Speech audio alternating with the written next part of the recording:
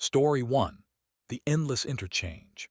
Mike Davidson had been hauling freight across Interstate 40 for 17 years, and he prided himself on knowing every exit, every rest stop, and every shortcut between Amarillo and Little Rock.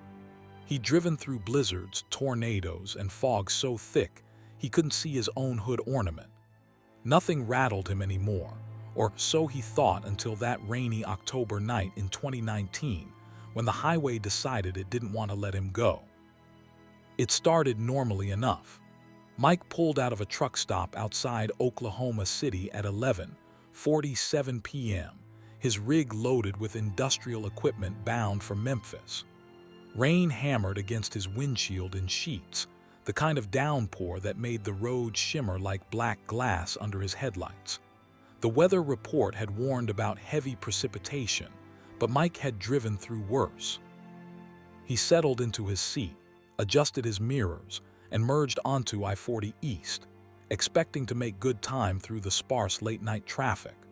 Around 1:15 a.m., he approached the junction where I-40 intersected with Highway 69, a cloverleaf interchange he'd navigated hundreds of times before. The rain had intensified, drumming against the cab roof with such force that he had to turn up his CB radio just to hear the occasional chatter from other drivers. As he entered the interchange, following the curve that would keep him on I-40, he noticed something odd. The road seemed to bank more sharply than he remembered, the curve tighter and longer than it should have been. Mike downshifted, reducing his speed as he navigated what felt like an endless spiral. His headlights swept across concrete barriers that looked newer than they should, the paint brighter, the reflectors more vivid. He'd been turning for what felt like 2 full minutes now, far longer than the interchange required. A cold sensation crept up his spine as he realized he should have straightened out onto the eastbound lanes already. The curve continued. Mike's knuckles whitened on the steering wheel as he maintained the turn, his rig's tires singing against wet pavement. Rain continued to assault his windshield, but through it, he could see something that made his stomach drop. Up ahead, perhaps a quarter mile, he spotted taillights, red brake lights glowing in the darkness, attached to what looked like a semi-truck identical to his own. He was catching up to it. As he drew closer, details emerged through the rain. Same model Peterbilt, same blue cab color, same rust spot on the left rear corner of the trailer. Mike's mouth went dry. He was looking at his own truck from behind, watching himself drive through this impossible curve. Panic seized him. He fumbled for his CB radio, his hands trembling. "Breaker, breaker, this is Blue Thunder, anyone out there? I'm at the 69 interchange and something's wrong. Something's really wrong." Static answered him, thick and somehow wet-sounding, like rain interfering with the signal even though that shouldn't be possible. The truck ahead, his truck, continued through the turn. Mike eased off the accelerator, letting distance grow between them, but the curve showed no sign of ending. He'd been turning for 5 minutes now, maybe longer. Time felt slippery, unreliable. His odometer claimed he'd traveled 3.7 miles since entering the interchange. That was impossible. The entire cloverleaf was maybe half a mile around. He considered stopping, but where? The shoulder had disappeared. Concrete barriers hemmed him in on both sides now, channeling him forward through this endless spiral. The rain intensified further, becoming a roaring curtain that reduced visibility to mere yards. His headlights caught something else now, more taillights ahead. Multiple trucks, all the same model, all the same color, stretching into the distance like a chain of identical vehicles trapped in perpetual motion. Mike's CB crackled suddenly. "Blue Thunder, you copy." The voice was his own, distant and hollow. "I've been driving this curve for 20 minutes.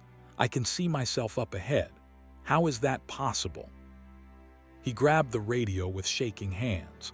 "Who is this? Is this some kind of joke?" "No joke, brother. Check your fuel gauge." Mike's eyes dropped to the instrument panel. The needle hadn't moved. He'd been driving for nearly half an hour at highway speeds, but the tank still registered 3/4 full, exactly what it had shown when he entered the interchange. The digital clock on his dashboard blinked 1:17 a.m., the same time it had been when he first noticed something wrong. More voices erupted from the CB, all his own voice, all panicked. "I've been here for hours. The exit doesn't exist. We're stuck in here. Time's not moving right." Mike slammed on his brakes. The rig shuddered, tires protesting against wet pavement, but it slowed. The truck ahead, one of the other versions of himself, continued forward, disappearing into the rain.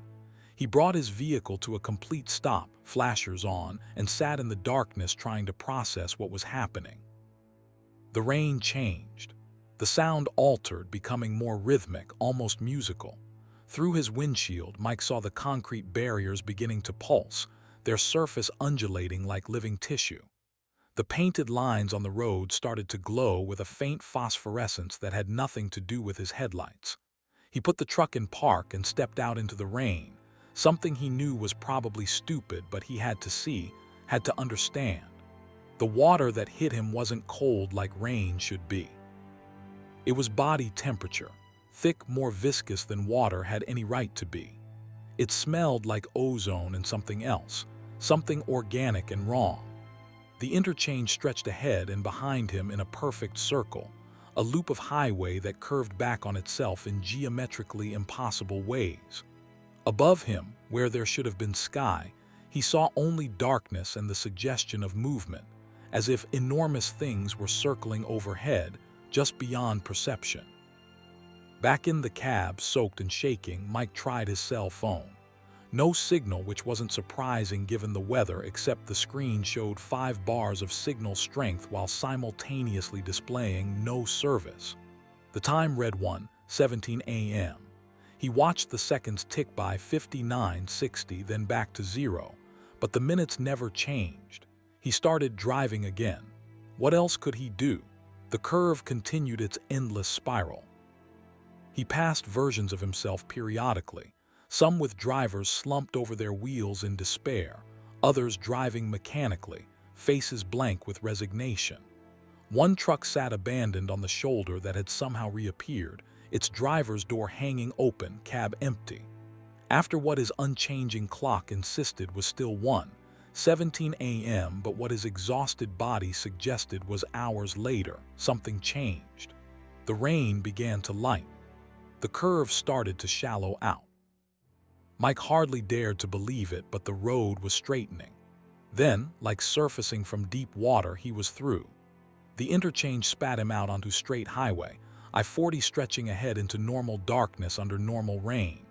His GPS flickered back to life, showing his position as if nothing had happened. The clock jumped suddenly to 4:33 a.m. His fuel gauge dropped precipitously, falling from 3/4 to just above empty in an instant. Mike pulled into the first truck stop he found, his hands still trembling.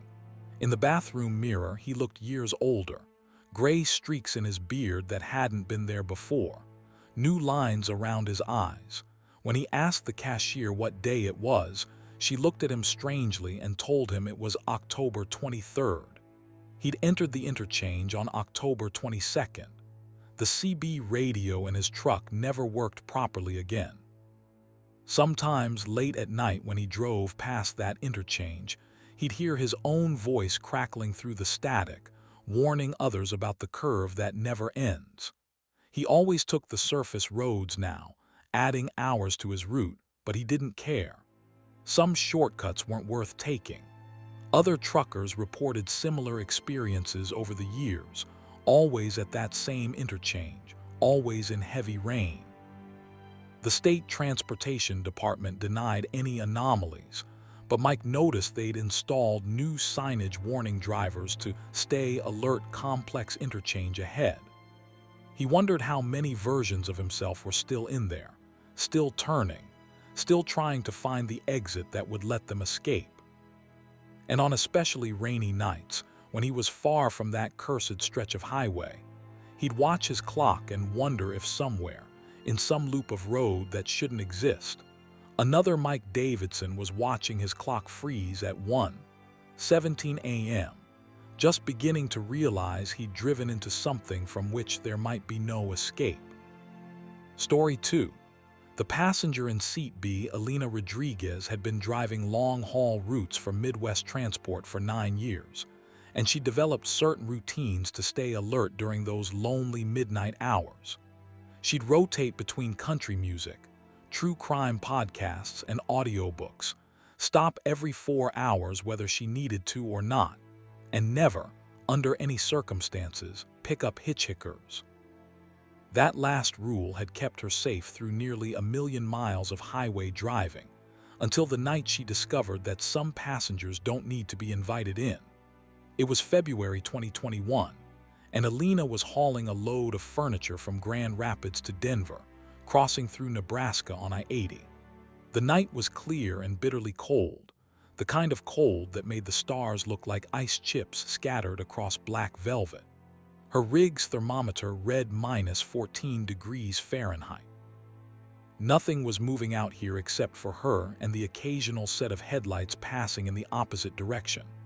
Around 2:30 a.m., somewhere between Kearney and North Platte, Alina noticed something in her peripheral vision. A flicker of movement in the passenger seat area caught in the corner of her eye. She turned her head fully to look, but nothing was there.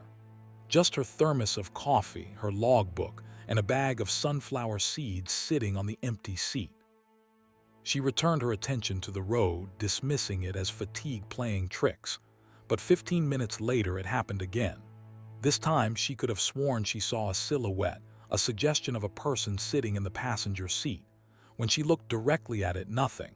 Empty seat, same items undisturbed. Alina turned on the dome light, flooding the cab with illumination. Everything looked normal. She checked her mirrors, scanned the road ahead and behind. No other vehicles in sight for miles.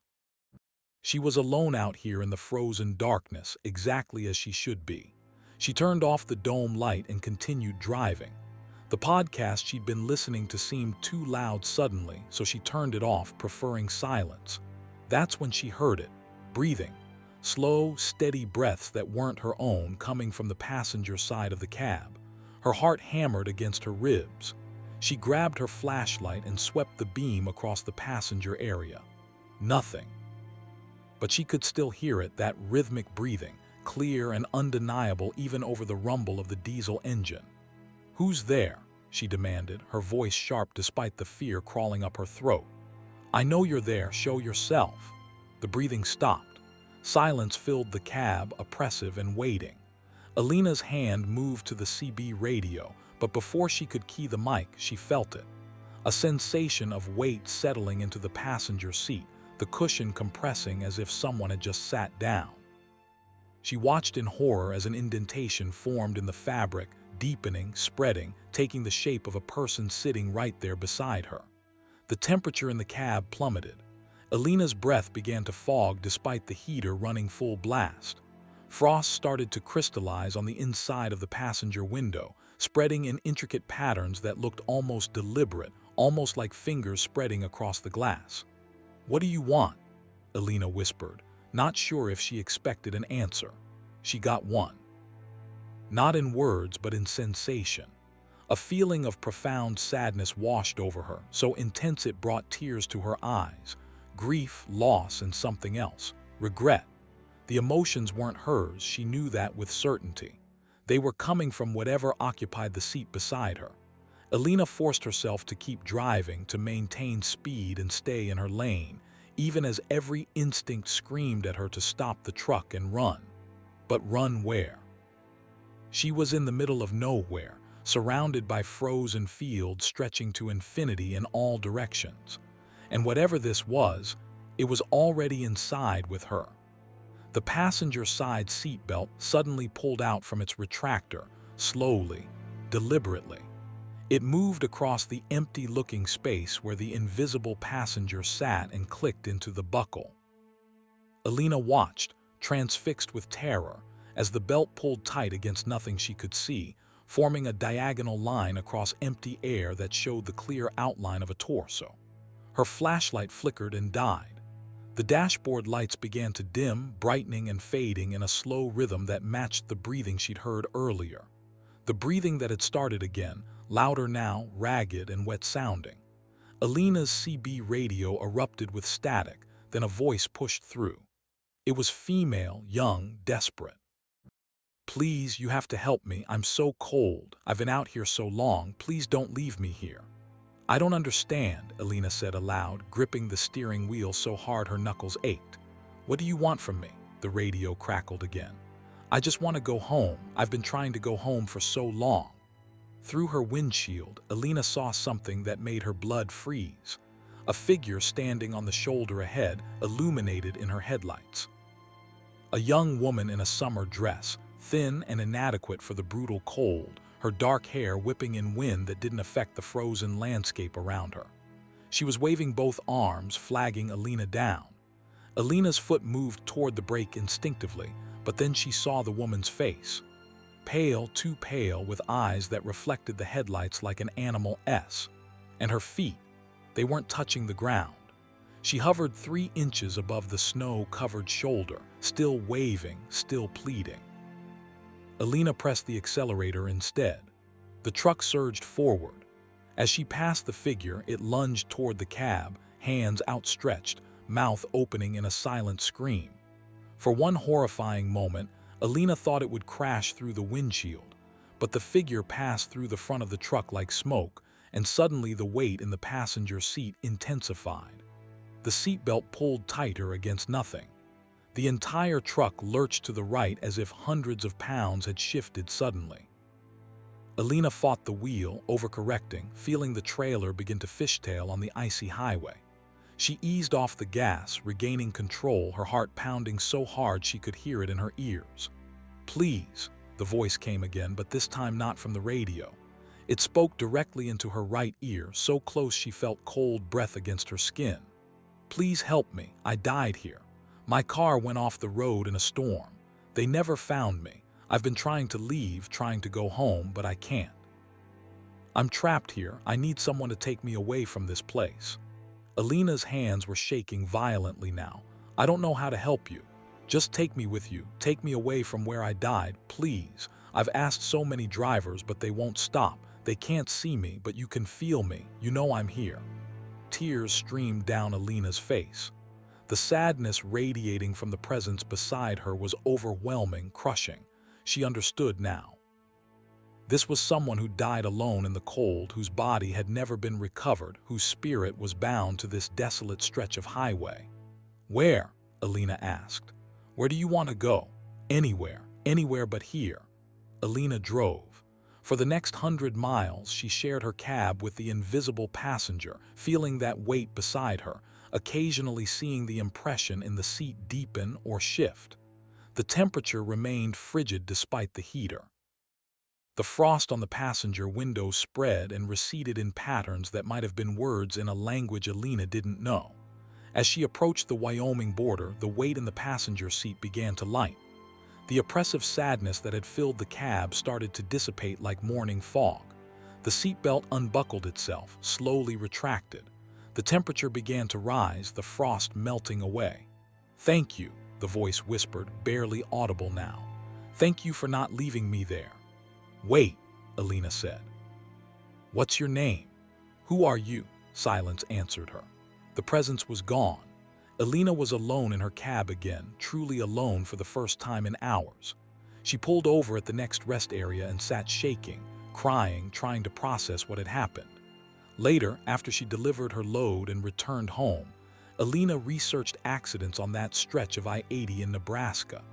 She found a report from 1997 about a young woman named Sarah Mitchell who disappeared during a summer storm. Her car had gone off the highway somewhere between Kearney and North Platte. They'd searched for weeks but never found her or her vehicle. The case remained unsolved. Alina printed out Sarah's photo from a news article. She kept it in her cab, tucked into the sun visor on the passenger side. And sometimes, on long night drives through lonely places, she talked to Sarah, hoping that wherever that lost soul had ended up, it was somewhere warm, somewhere safe, somewhere that felt like home. She drives that route regularly now, and she's never felt that presence again. But other truckers have reported similar experiences on that same stretch of highway. A feeling of someone in the cab with them, a weight in the passenger seat, a voice on the radio asking for help. Alina always tells them the same thing. If it happens to you, don't be afraid. Just drive. Just take them away from where they died. It's the least we can do for those who died alone in the dark, still trying to find their way home. Story 3. The Backward Mile Marker. Thomas Chen had delivered to the Redfield Industrial Complex exactly 43 times in his 12-year career as a long-haul driver. So when his GPS directed him to take an exit he'd never seen before, he knew something was wrong. It was August 2020, late afternoon bleeding into evening, and he was hauling electronics from Seattle to a warehouse in rural Montana. The exit, marked as 247B, shouldn't have existed between the mile markers he knew by heart. But there it was, a pristine off-ramp cutting away from the highway, its asphalt darker and smoother than the weather-beaten interstate. Thomas hesitated, his finger hovering over the GPS screen to recalculate, but the device insisted this was his route. More than that, it showed the exit as the only way to reach his destination, even though he'd taken the standard Route 89 exit dozens of times before. Probably a new interchange, he muttered, though no construction signs had announced it. No orange barrels or fresh paint smell suggested recent work. He signaled and took the exit, his 16-wheeler descending onto a 2-lane road that cut through dense forest. The trees pressed close on both sides, their branches forming a canopy that blocked the fading daylight. Thomas switched on his headlights, uneasy with how quickly darkness had fallen. The road stretched straight ahead, no curves, no intersections, just an unnaturally perfect line through the woods. His GPS showed him moving toward his destination, the little blue dot crawling along the route, but something felt wrong about the silence. His CB radio, which had been playing country music, filled with static. Thomas switched it off, preferring silence to the harsh white noise. That's when he noticed the mile marker ahead, illuminated in his headlights. It read 15. He traveled what felt like 3 or 4 miles since exiting the interstate, so seeing marker 15 made sense. Thomas continued driving, watching the odometer tick upward. But when the next mile marker appeared, his stomach clenched. It read 14. Thomas blinked, certain he'd misread it. But no, there it was, clearly marked, mile 14. The numbers were going backward. He was driving forward, his speedometer showing 55 miles per hour, his odometer increasing steadily, but the mile markers were counting down. He slowed, pulling onto the narrow shoulder, and grabbed his phone. No signal. The screen showed full bars but wouldn't connect to any network. His GPS continued to insist he was on the correct route, showing his arrival time as 7:45 p.m., just over an hour away. Thomas pulled back onto the road and continued, telling himself there had to be a logical explanation. Maybe this road used a different numbering system. Maybe the markers indicated distance to some local landmark rather than following standard highway conventions. But the unease in his gut told him otherwise. Mile marker 13, mile marker 12, mile marker 11. Each one appeared exactly where it should, spaced at regular intervals, except they were counting in the wrong direction. The forest remained unchanging, the same dense pine trees repeating endlessly on both sides. No driveways, no mailboxes, no signs of human habitation. At mile marker 10, Thomas noticed something that made him tap his brakes. A sign stood on the right shoulder, its reflective surface catching his headlights. It read, REDFIELD Industrial Complex 10 miles.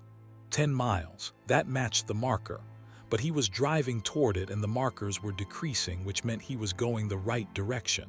So why did it feel so wrong? He pressed on. Mile marker 9, mile marker 8. The forest began to change. The trees looked older now, more gnarled, their bark dark and diseased-looking. Vines hung between them like veins, pulsing slightly in his peripheral vision, though when he looked directly they appeared still. At mile marker 7, his headlights caught movement ahead, A deer stood in the road, a massive buck with an impossible rack of antlers, at least 20 points spreading like tree branches from its skull. It didn't run when his lights hit it. It turned its head toward him, and Thomas saw its eyes reflect red instead of the normal green.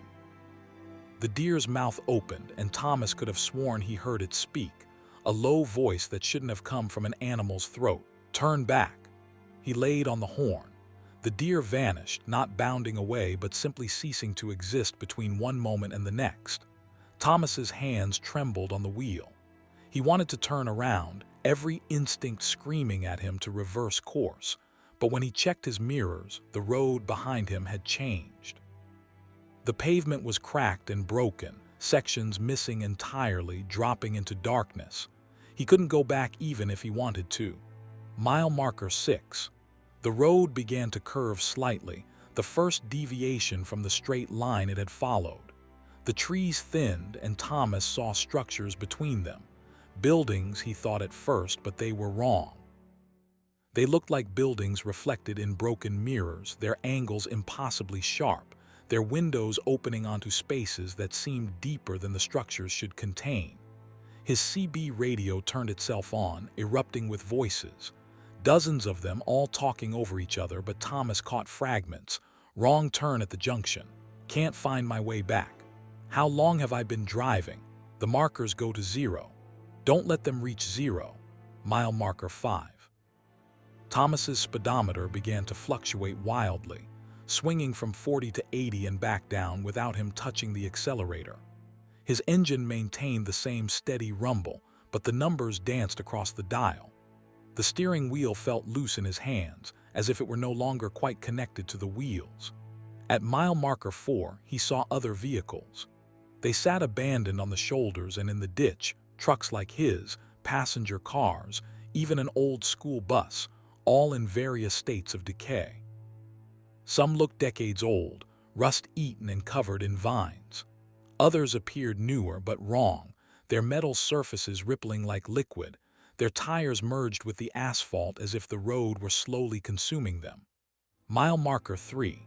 The sky above the trees had turned a color Thomas couldn't name, something between purple and green that hurt to look at. Stars appeared, but they moved, crawling across the firmament in patterns that suggested intelligence behind their motion. In one of the abandoned trucks, Thomas saw a driver slumped over the wheel. As he passed, the figure's head turned, following his movement.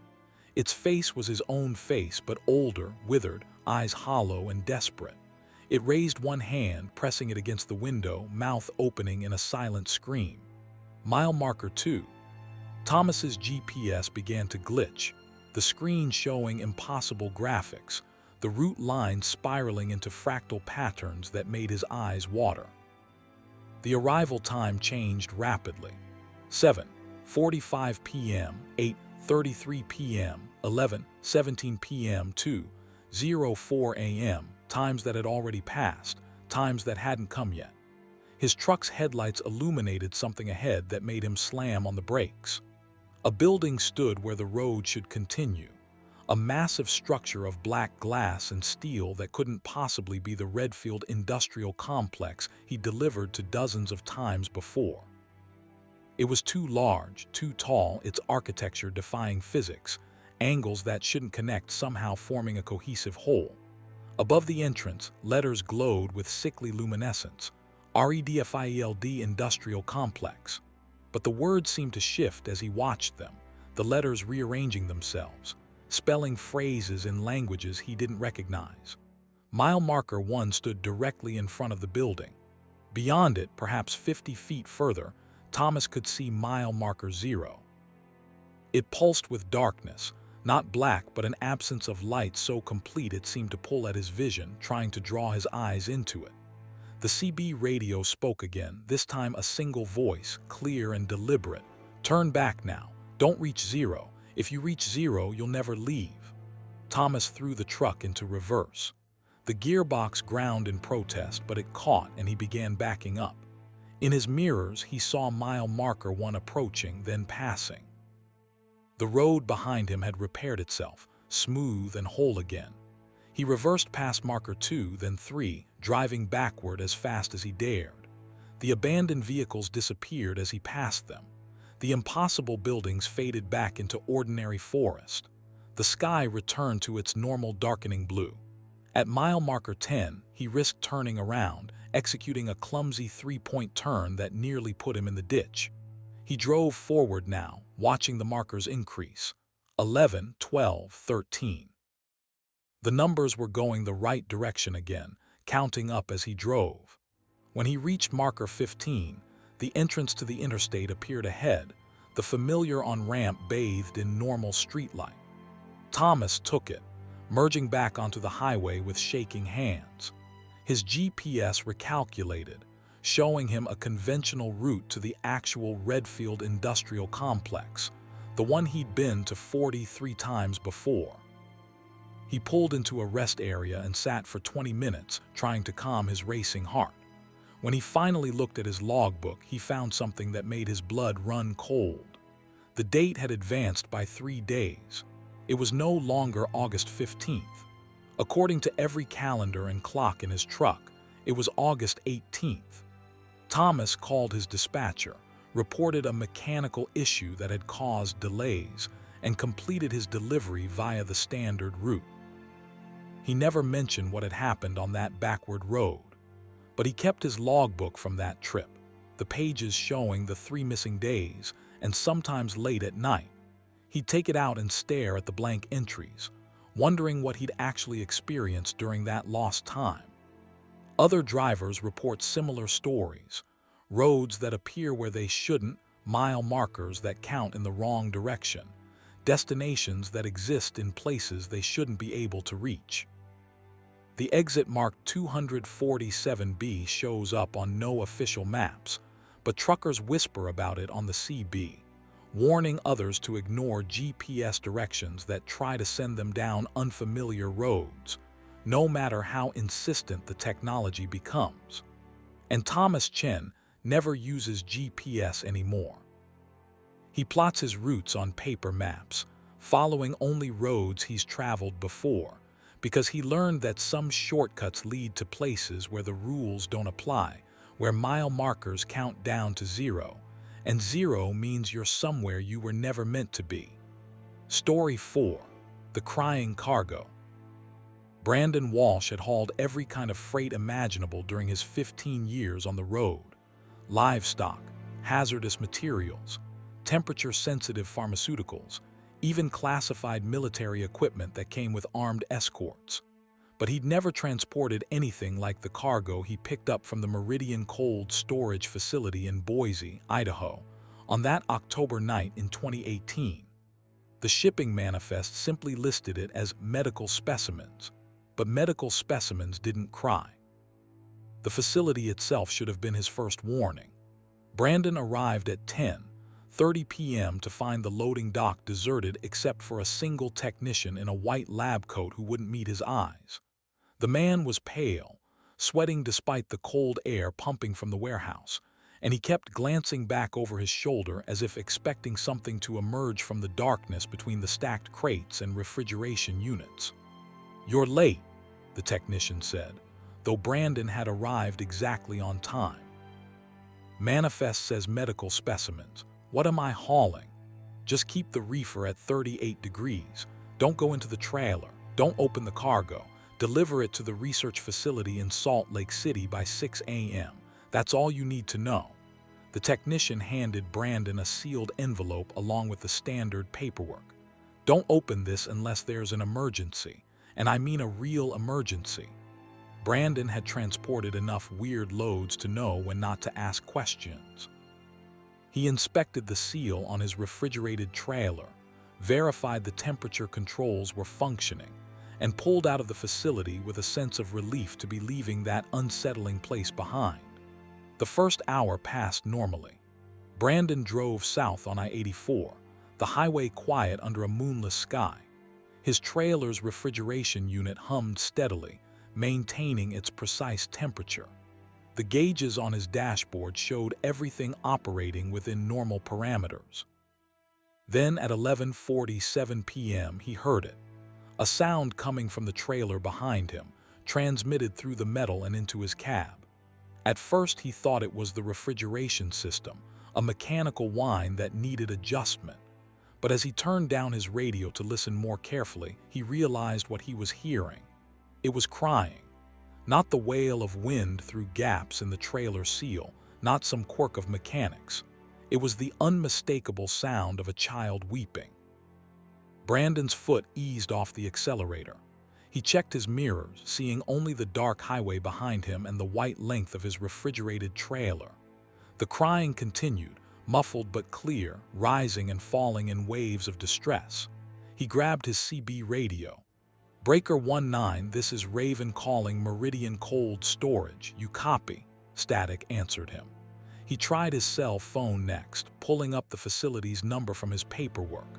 The call wouldn't connect. No signal despite his phone showing 4 bars. The crying intensified, joined now by other sounds. Small fists pounding against metal. Voices calling out, pleading, "Please let us out. It's so cold. We want to go home." Brandon pulled onto the shoulder, his heart hammering. This was wrong. This was deeply, fundamentally wrong. Medical specimens didn't beg to be released. He grabbed his flashlight and climbed out of the cab, walking back to his trailer. The refrigeration unit was working perfectly, its temperature gauge showing exactly 38 degrees. The seal on the trailer door was intact, the lock secure. But the sounds were unmistakable now, coming from inside. Multiple children crying, their voices high and desperate. His hand moved to the lock. He had to know what was in there. But then he remembered the envelope, the technician's words about emergencies.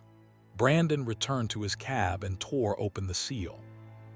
Inside was a single sheet of paper with a message typed in red ink. "Do not open the trailer. The cargo is not what you think.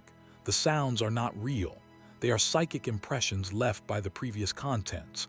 The specimens currently in the trailer cannot make sound. They cannot think. They are not alive in any way that matters. Continue to your destination. Ignore all auditory phenomena. Opening the trailer will void your contract and may result in contamination." Brandon's hands trembled as he read it twice more. Psychic impressions, what the hell did that mean? And what were these specimens if they weren't alive?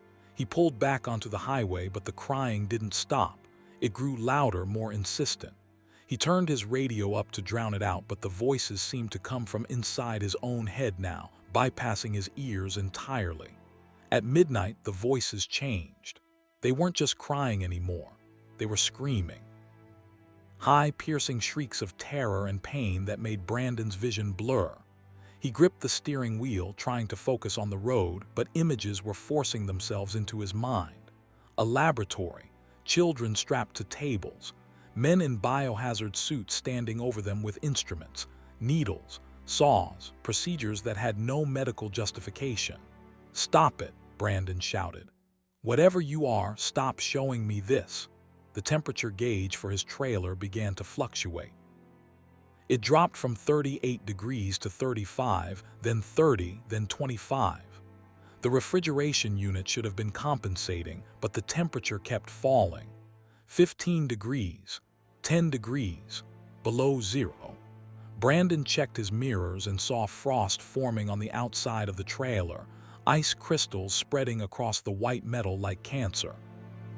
The refrigeration unit's compressor was screaming now, laboring at maximum capacity, but the temperature readout showed negative 20 degrees and still dropping. His CB radio erupted with a voice, childlike and hollow. "They heard us. They cut us apart to see how we worked. They said we weren't really people because we were different. They said it was for science." "Who did this to you?" Brandon asked the empty cab, not sure why he was engaging with whatever haunted his cargo. "The same people you're taking us to. They want more specimens. They want to study what's left of us." The temperature hit negative 40. That was impossible. His refrigeration unit couldn't achieve those temperatures. Ice was forming on the inside of his cab windows now, despite his heater running full blast. His breath came out in clouds so thick he could barely see through them. Brandon's trailer began to shake. Not the normal vibration of highway travel, but violent lurching as if something inside were throwing itself against the walls. The whole truck swayed, tires lifting briefly from the pavement before slamming back down. He had to pull over again.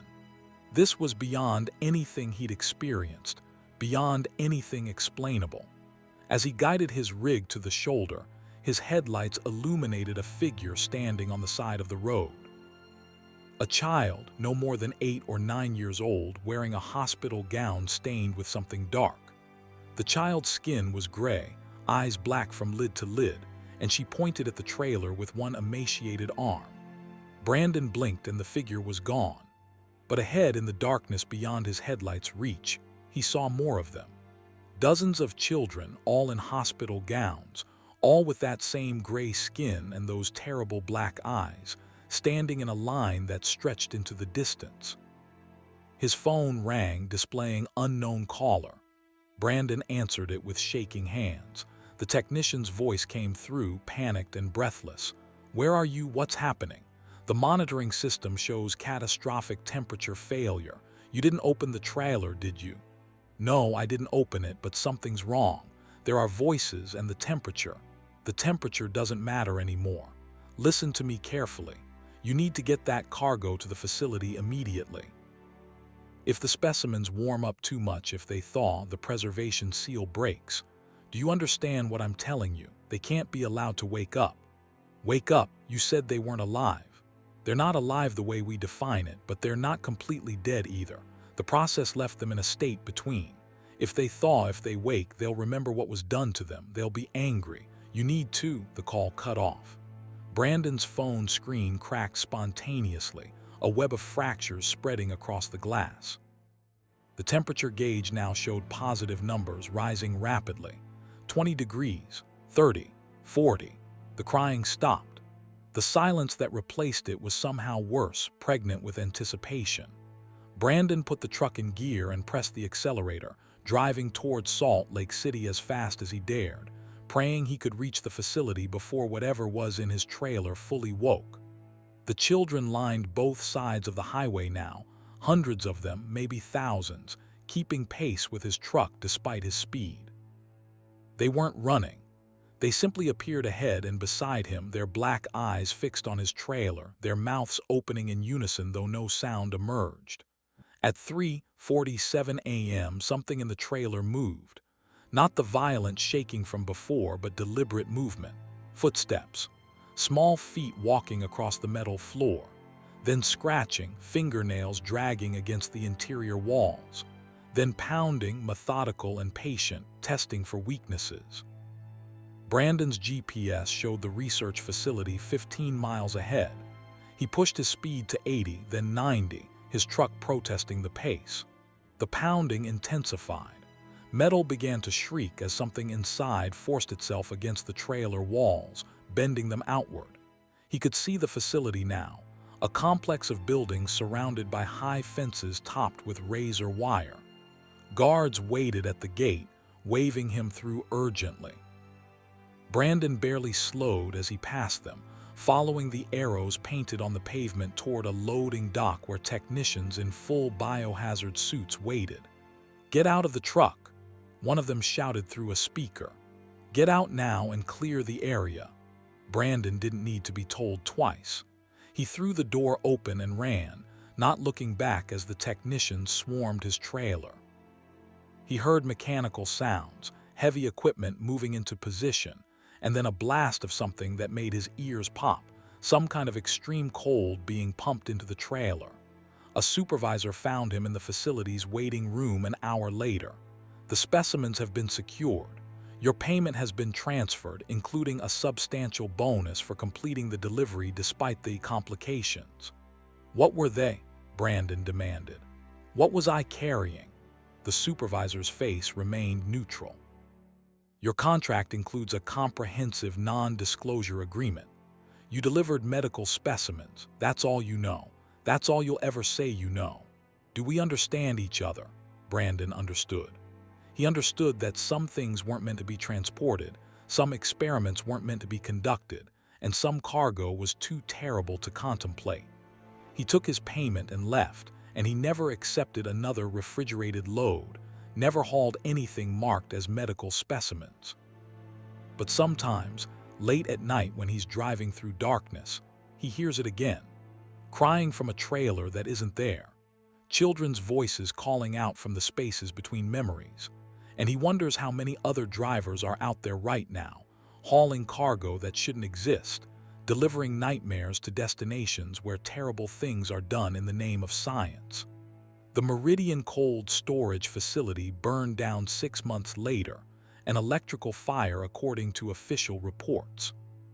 But Brandon read about it and knew better. Some things don't want to stay frozen. Some things don't want to stay contained. And some things, once wakened, will do whatever it takes to make sure they're never imprisoned again. Story 5. The Mirror Convoy. Jackson Pierce had been running the I-95 corridor between Miami and New York for 23 years, long enough to know every truck stop, every state trooper's favorite speed trap, and every driver who regularly worked the same route. So when he saw his own truck in his rearview mirror at 3:15 a.m. on a deserted stretch of highway in South Carolina, he knew immediately that something was fundamentally wrong with reality. It started as an ordinary February night in 2022. Jackson had loaded a cargo of textiles in Charlotte and was making good time northward, expecting to reach Richmond by dawn. Traffic was light, just a handful of other trucks scattered across the 3 lanes, their lights creating small islands of illumination in the darkness. He just passed exit 119 when he glanced in his side mirror to check his clearance for a lane change and saw it. A truck identical to his own, running parallel in the lane beside him. Same model Freightliner Cascadia, same green paint job, same rust spot on the trailer's rear corner where he'd scraped a loading dock in Atlanta 3 years ago. Even the same arrangement of lights. He'd replaced 2 marker lights with LEDs that were slightly brighter than the others, creating a distinctive pattern. The truck beside him had that exact same pattern. Jackson's first thought was coincidence. Plenty of drivers ran the same model truck, worked for the same companies, accumulated similar wear and tear. But as he looked more carefully, he saw his own face in the other truck's cab, illuminated by the glow of the dashboard. He saw himself gripping the steering wheel, staring straight ahead, driving with the same posture he always adopted on long night hauls. He blinked hard, certain fatigue was playing tricks on his vision. But when he looked again, the truck was still there. Still matching his speed exactly, maintaining perfect position beside him. Jackson eased off the accelerator, dropping from 70 to 60. The mirror truck slowed with him, staying level. He sped up to 75. The mirror truck accelerated identically. His CB radio crackled to life. "Breaker 19, this is Green Machine. You seeing what I'm seeing?" That was his handle, Green Machine. The voice was his own, coming from the truck beside him. Jackson grabbed his mic with trembling hands. "Who is this? What kind of game are you playing?" "No game, brother. I'm asking you the same question. Why are you running parallel to me? Why does your truck look exactly like mine?" This was impossible. Jackson checked his mirrors again. The truck was still there, and now he could see another one behind it, and another behind that. A convoy of identical trucks, all the same model, all with the same paint job, all with that same distinctive light pattern stretching back into the darkness. 5 trucks. 10. 20 more appearing as he watched. He looked ahead and saw them stretching forward too, an endless line of trucks identical to his own, all maintaining the same speed, the same spacing, moving in perfect synchronization. "What's happening?" Jackson said into the CB, not sure who he was asking. Multiple voices answered, all his own voice, all speaking simultaneously. "I don't know. This isn't possible. Where are the other cars? How long has this been happening?" That last question made Jackson look around more carefully. The scattered traffic that had populated the highway was gone. No passenger cars, no other trucks except the copies of his own. The highway stretched empty ahead and behind except for the impossible convoy. He He tried to change lanes, steering right toward the shoulder. His truck moved, but so did all the others, maintaining their positions relative to him. He was the center of a formation that moved as one organism, dozens of identical trucks surrounding him in every direction. The mile markers began to repeat. Jackson passed marker 121, then a minute later marker 121 again, then again. The same marker over and over, even though his speedometer showed he was traveling at highway speed.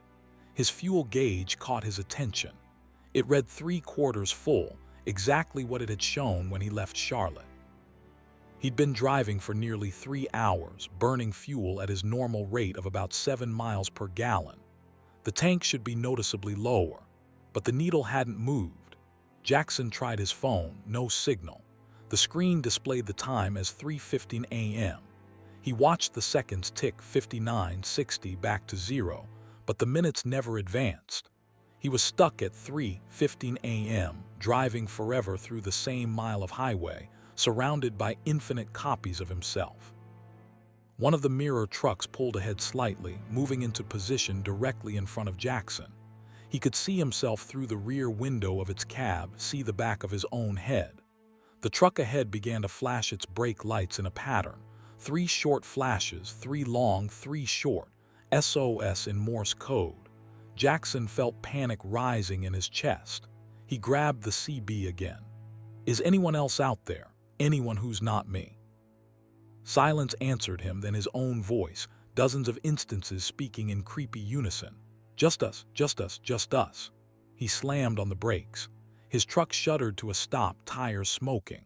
All around him, the mirror truck stopped to a perfectly synchronized halt. Jackson sat in his cab, breathing hard, watching the mirrors. The other trucks sat motionless, their drivers, all wearing his face, sitting still behind their wheels. Then slowly, the truck directly in front of him started to back up. Jackson watched in horror as it reversed toward him, closing the distance. He blasted his horn, but the truck kept coming. It was going to hit him. He braced for impact. The collision never came. The truck's rear doors passed through his hood like smoke, through his windshield, through his chest. He felt nothing as the phantom vehicle's trailer slid through his cab and merged with his own trailer behind him. When it completed its impossible journey, the truck ahead was gone. There were now fewer trucks in the convoy. Jackson understood with terrible clarity. They were consolidating, merging, becoming one again. Another truck moved, this one from his left side, angling toward him. It approached slowly, deliberately, and he sat frozen as it phased through his door and into his space. For a moment, he saw double, his hands overlapping with another set of hands on the wheel, his face superimposed on another identical face. Then it resolved into singularity again, and another truck had vanished from the convoy. This continued. One by one, the mirror trucks converged on his position, passing through his vehicle like ghosts, each merger creating a moment of doubled perception, a brief glimpse of parallel existence before unity was restored. The convoy shrank. 20 trucks became 15, then 10, then 5. With each merger, Jackson felt his memories fragmenting. He remembered leaving Charlotte, but he also remembered leaving from Columbia, from Savannah, from Jacksonville, from Miami. Multiple departures from multiple cities, all somehow true simultaneously. He remembered his cargo as textiles, as electronics, as auto parts, as nothing at all. The final truck approached from behind. Jackson watched it in his mirror, watched himself driving toward himself, 2 instances of the same person about to collapse into one. As the final merger occurred, reality stuttered. Jackson experienced a sensation of being pulled in multiple directions simultaneously, then snapping back together. Suddenly, he was alone. No mirror trucks surrounded him. Normal traffic populated the highway, a passenger car 200 yards ahead, another truck far behind him. Mile markers advanced correctly. His fuel gauge showed the appropriate level for the distance traveled. The time was 3:22 a.m. Only 7 minutes had passed, but Jackson felt like he'd been trapped in that impossible convoy for hours. He pulled into the next rest area and sat shaking, trying to understand what had happened. Had he dozed off, experienced some kind of hallucination brought on by fatigue? But it had felt absolutely real. The fear, the confusion, the wrongness of it all. He checked his logbook. The entry for his departure from Charlotte was there, but the handwriting wasn't quite right. It was his writing, but slightly different, as if written by someone who'd learned to forge his signature. Or as if it had been written by a different version of himself. In his wallet, he found a receipt from a diner he didn't remember stopping at, dated that same evening, from a town he hadn't driven through. But the signature on the credit card slip was his. The time stamp showed he'd been there at the same moment he remembered being 50 miles away. Jackson continued his route to Richmond, delivered his cargo, and tried to forget about that night. But it happened again 3 weeks later, and then again a month after that. Each time, he'd find himself surrounded by copies of his own truck, trapped in a recursive loop of highway that folded back on itself. Each time, the mirror trucks would consolidate, merging one by one until he was alone again. He started finding evidence of the other versions of himself, receipts from places he didn't visit, entries in his logbook he didn't write, where patterns on his truck that didn't match his memories. Once he found a note tucked into his son's visor in his own handwriting. "It's not just you. We're all experiencing this. How many of us are there?" Other drivers report similar phenomena, especially on long, lonely stretches of highway in the dead hours before dawn, seeing multiple copies of their own vehicles, hearing their own voices on the CB, finding evidence of trips they don't remember taking. Some researchers suggest it's a form of highway hypnosis, the mind playing elaborate tricks during monotonous driving. Others whisper about quantum phenomena, parallel realities bleeding through into our own. Jackson doesn't know what causes it. He only knows that sometimes, when he's driving alone at night and catches a glimpse of his truck in a mirror or a reflective sign, he wonders if he's looking at a true reflection or at another version of himself, trapped in an adjacent reality, driving the same route through the same endless night. And he wonders which one is real, the version he perceives himself to be, or one of the countless others who share his face, his truck, and his eternal journey through darkness. Story 6. The Station That Shouldn't Exist. Marcus Webb had driven through every corner of Texas during his 19 years hauling crude oil equipment for Lone Star Freight, and he knew for certain that there was no truck stop between Midland and Pecos on Highway 285. The route was 73 miles of empty desert, dotted with pump jacks and tumbleweeds, but lacking any services. Drivers always fueled up before making the run, because running dry out there meant hours of waiting for assistance in brutal heat or freezing cold, depending on the season. So when Marcus saw the truck stop appear in his headlights on a December night in 2021, gleaming and modern and impossible, he knew something was deeply wrong. He'd left Midland at 11:30 p.m. with a full tank and a trailer loaded with drilling components. The temperature had dropped to 28 degrees, the desert air cold and dry. His route would take him through Pecos, then south toward the Mexican border. It was a run he'd made at least 200 times. Around 12:45 a.m., his fuel gauge caught his attention. It showed just over a quarter tank, which was wrong. He'd only traveled about 30 miles. At his truck's normal consumption rate, he should still have 3/4 of a tank. Marcus tapped the gauge, thinking it might be malfunctioning, but the needle didn't change. 10 minutes later, the low fuel warning light came on. The gauge now showed nearly empty. That was impossible. He hadn't hit traffic, hadn't deviated from his route, hadn't done anything that would explain burning through 60 gallons of diesel in less than an hour. Marcus scanned the dark highway ahead, looking for somewhere to pull over, knowing there was nothing out here. That's when he saw the lights. A truck stop, brilliant and welcoming, its illuminated sign reading Desert Oasis Travel Center Gas Diesel Food Lodging. Relief flooded through him despite his confusion. He'd never seen this place before, but truck stops got built all the time. Maybe it was brand new, so recent it hadn't made it onto the maps yet. He signaled and pulled off the highway, his truck groaning as if it were running on fumes. The facility was immaculate. Modern diesel pumps stood in neat rows, LED lights bathing everything in bright white illumination. A large building housed what appeared to be a restaurant, convenience store, and showers.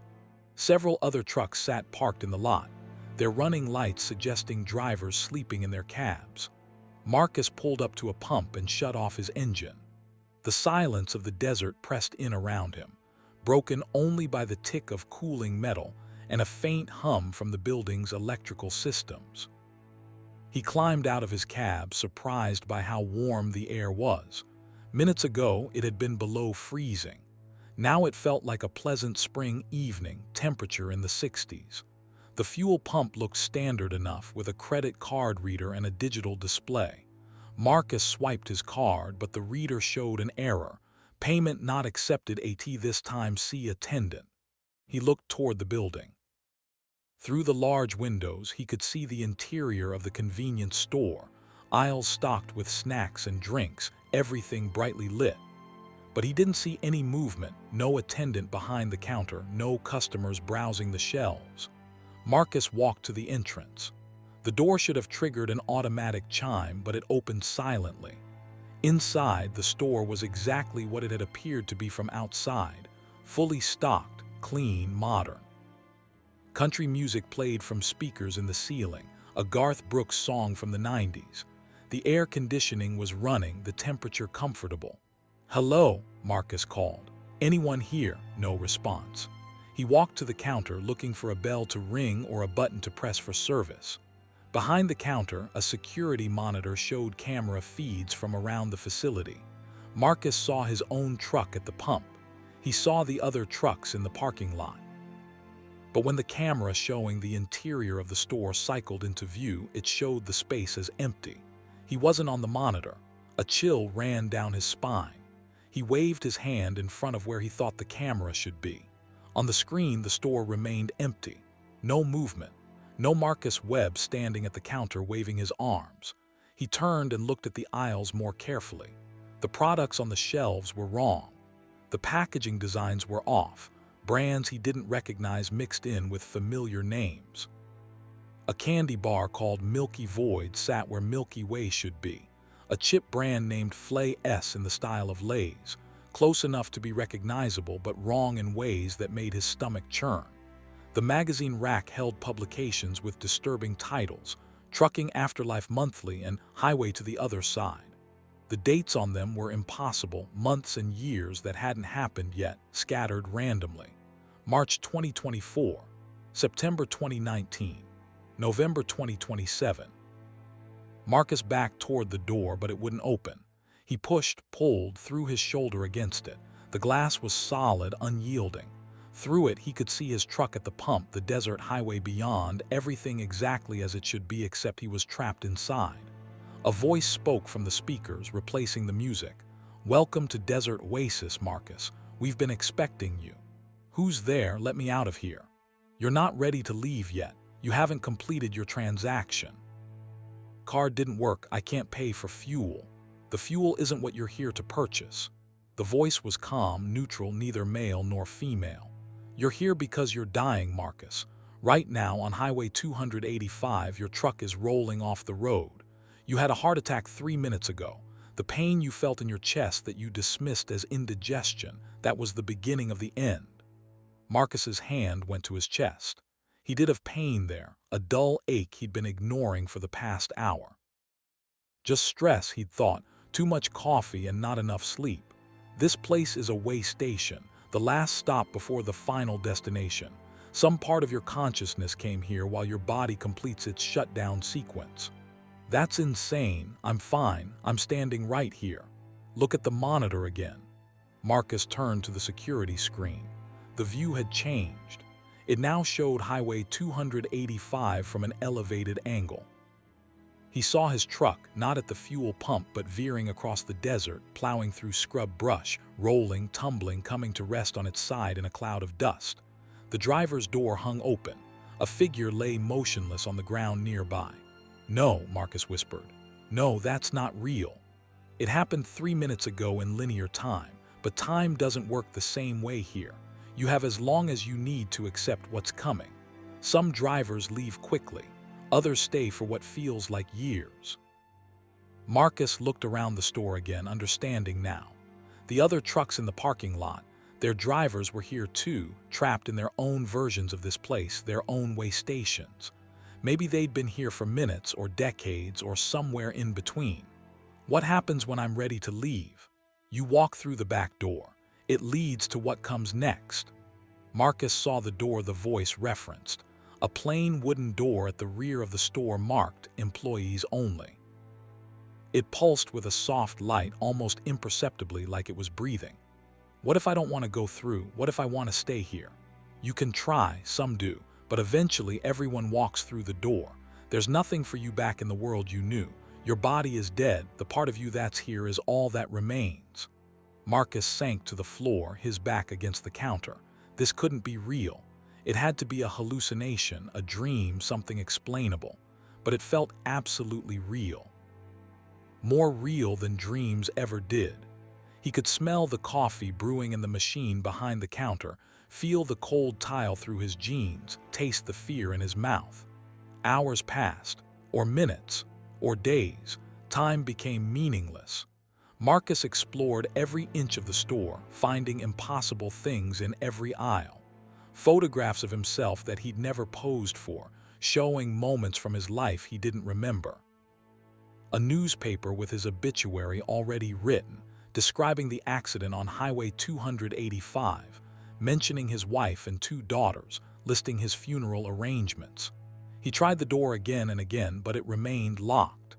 The windows showed the same view constantly, his truck at the pump, the empty highway, the desert night frozen in a single moment. Other figures began to appear in the parking lot. Translucent, ghostly, they emerged from the trucks that sat parked there. Other drivers, Marcus realized. Others who died on lonely highways and found themselves here. They didn't interact with him, didn't seem to see him. They wandered for a while, confused and frightened, before eventually making their way inside the building and through the back door. Marcus watched them go, one by one, disappearing into whatever lay beyond. And slowly, he began to understand that he had a choice to make. He could stay in this frozen moment, this way station between life and death, existing in limbo, or he could accept what had happened and move forward.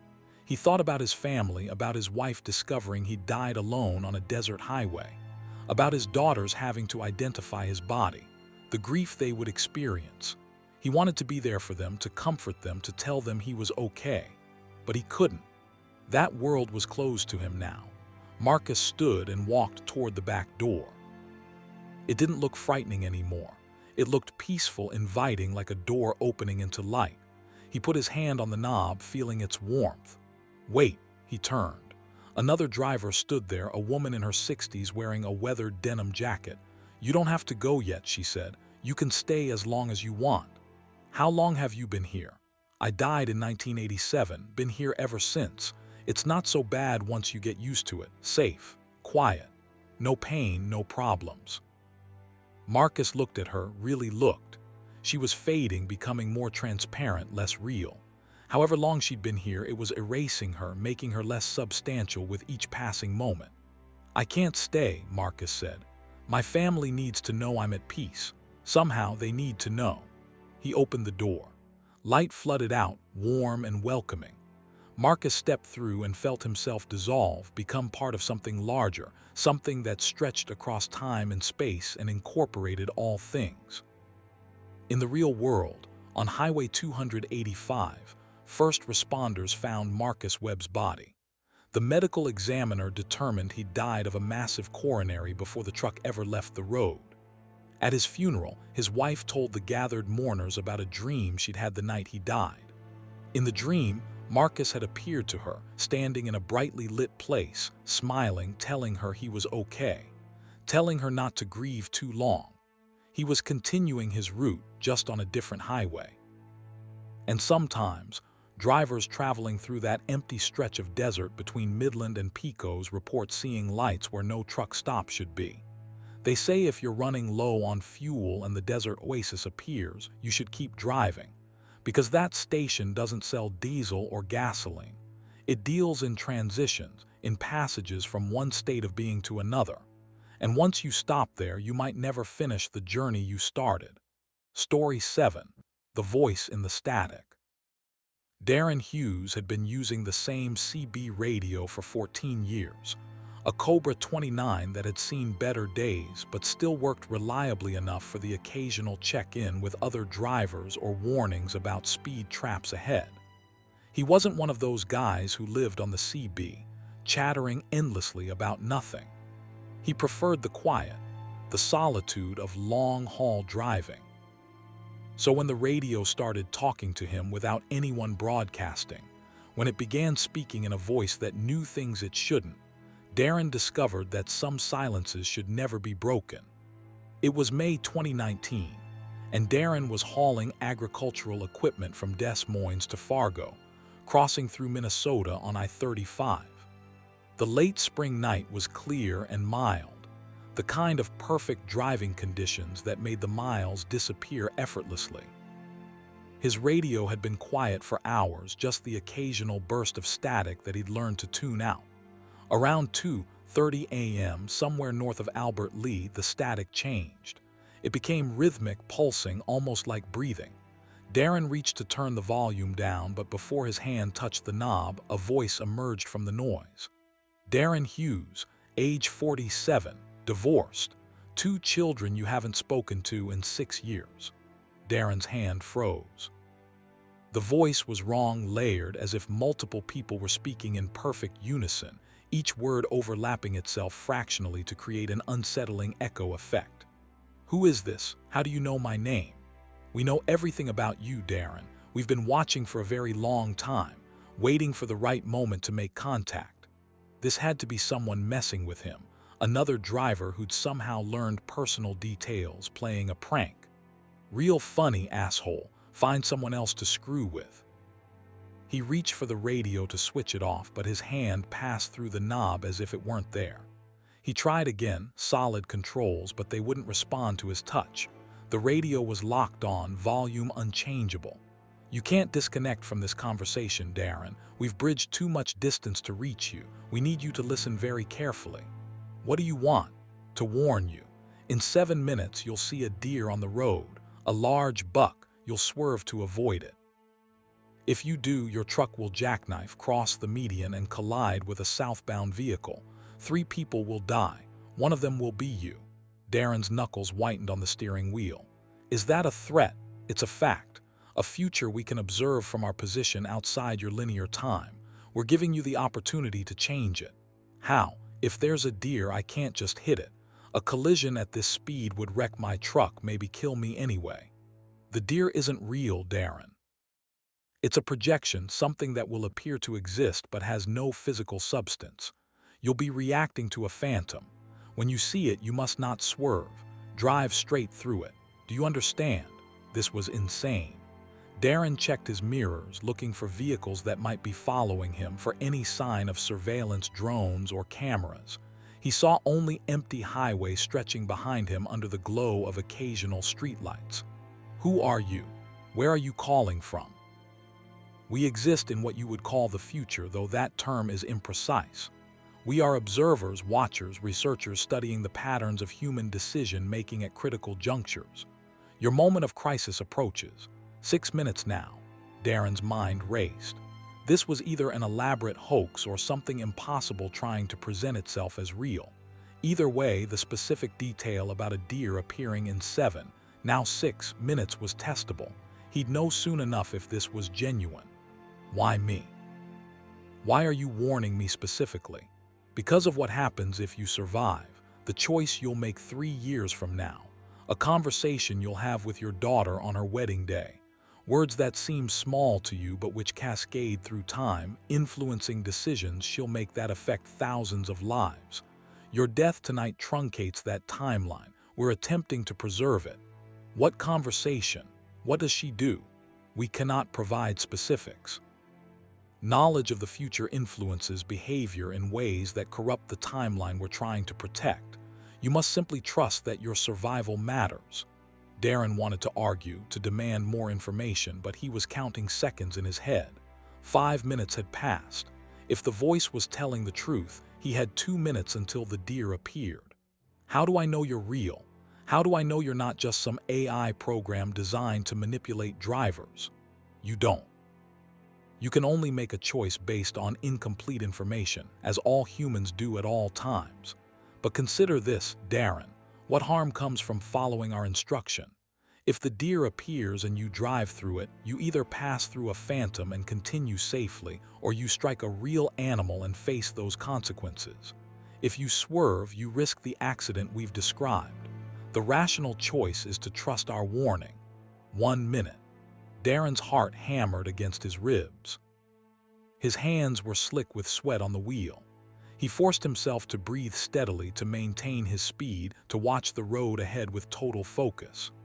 30 seconds, Darren, prepare yourself. It will appear on your right, darting from the shoulder. Every instinct you have will scream at you to swerve left. You must not. Darren saw it. A massive buck, at least 12 points on its antlers, bounded from the darkness of the shoulder directly into his lane. His foot moved toward the brake. His hand started to turn the wheel left. Time seemed to slow as the deer turned its head toward him, its eyes reflecting his headlights. The voice spoke, calm and certain. Drive through it. Darren straightened the wheel and pressed the accelerator. His truck barreled toward the deer, which stood frozen in the center of his lane, impossible to miss. He braced for impact, for the sickening crunch of metal and flesh, for the truck to shudder as tons of vehicles struck the animal. The deer passed through his hood like smoke. Darren felt nothing, heard nothing. In his mirrors, he saw the phantom deer standing in the middle of the highway behind him, fading like morning fog until it vanished entirely. You chose correctly, the voice said. The timeline is preserved. What the hell was that thing? A probability ghost, an event that had high likelihood of occurring based on previous similar nights, animal migration patterns, and your typical reactions. It existed in potential form until the moment you drove through it. Your choice collapsed the probability wave into the timeline where the deer never manifested physically. Darren's hands were shaking. He pulled onto the shoulder, unable to drive, needing a moment to process what had just happened. We must go now, the voice said. The energy required to maintain this connection across temporal distance is substantial, but we will contact you again, Darren. There are other critical junctures approaching in your life, other moments where your choices shape futures you cannot see. Wait, when? When will you contact me again? When necessary. Live well, Darren Hughes. Reconcile with your children, attend your daughter's wedding. Have the conversation about forgiveness and second chances. The words you speak that day will matter more than you can imagine. The static returned, normal and random, no longer carrying the layered voice. Darren's radio functioned normally again, the controls responding to his touch. He sat on the shoulder for 20 minutes, watching traffic pass, trying to convince himself that what he'd experienced was real and not some hallucination brought on by fatigue. But he couldn't shake it, couldn't dismiss it. The phantom deer had been too specific, too perfectly timed. And the voice had known things, his name, his age, his estrangement from his children, details that weren't public knowledge. Over the following weeks, Darren started making calls he'd avoided for years. First to his ex-wife, apologizing for failures that had led to their divorce. Then to his children, to his son who wanted nothing to do with him, and finally to his daughter, who was cautiously willing to rebuild their relationship.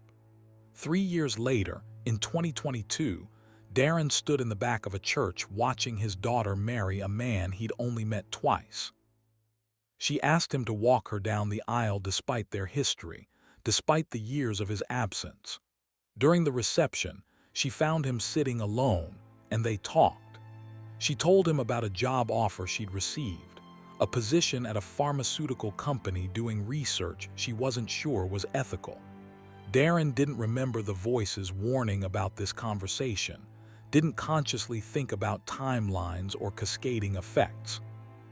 He just spoke from the heart, telling her about the importance of following your conscience, about how money and prestige meant nothing if you couldn't sleep at night.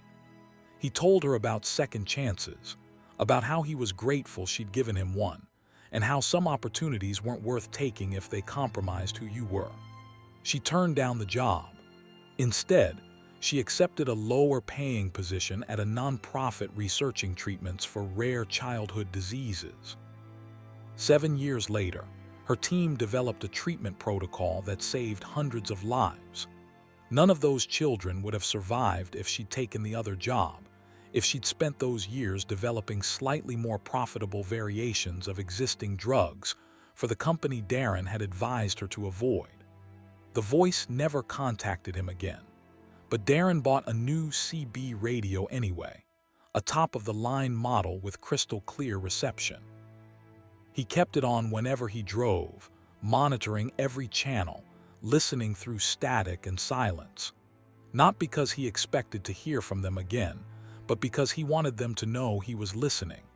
He wanted them to know he was grateful for the warning, for the chance to fix what he'd broken, for the opportunity to matter in ways he'd never understand.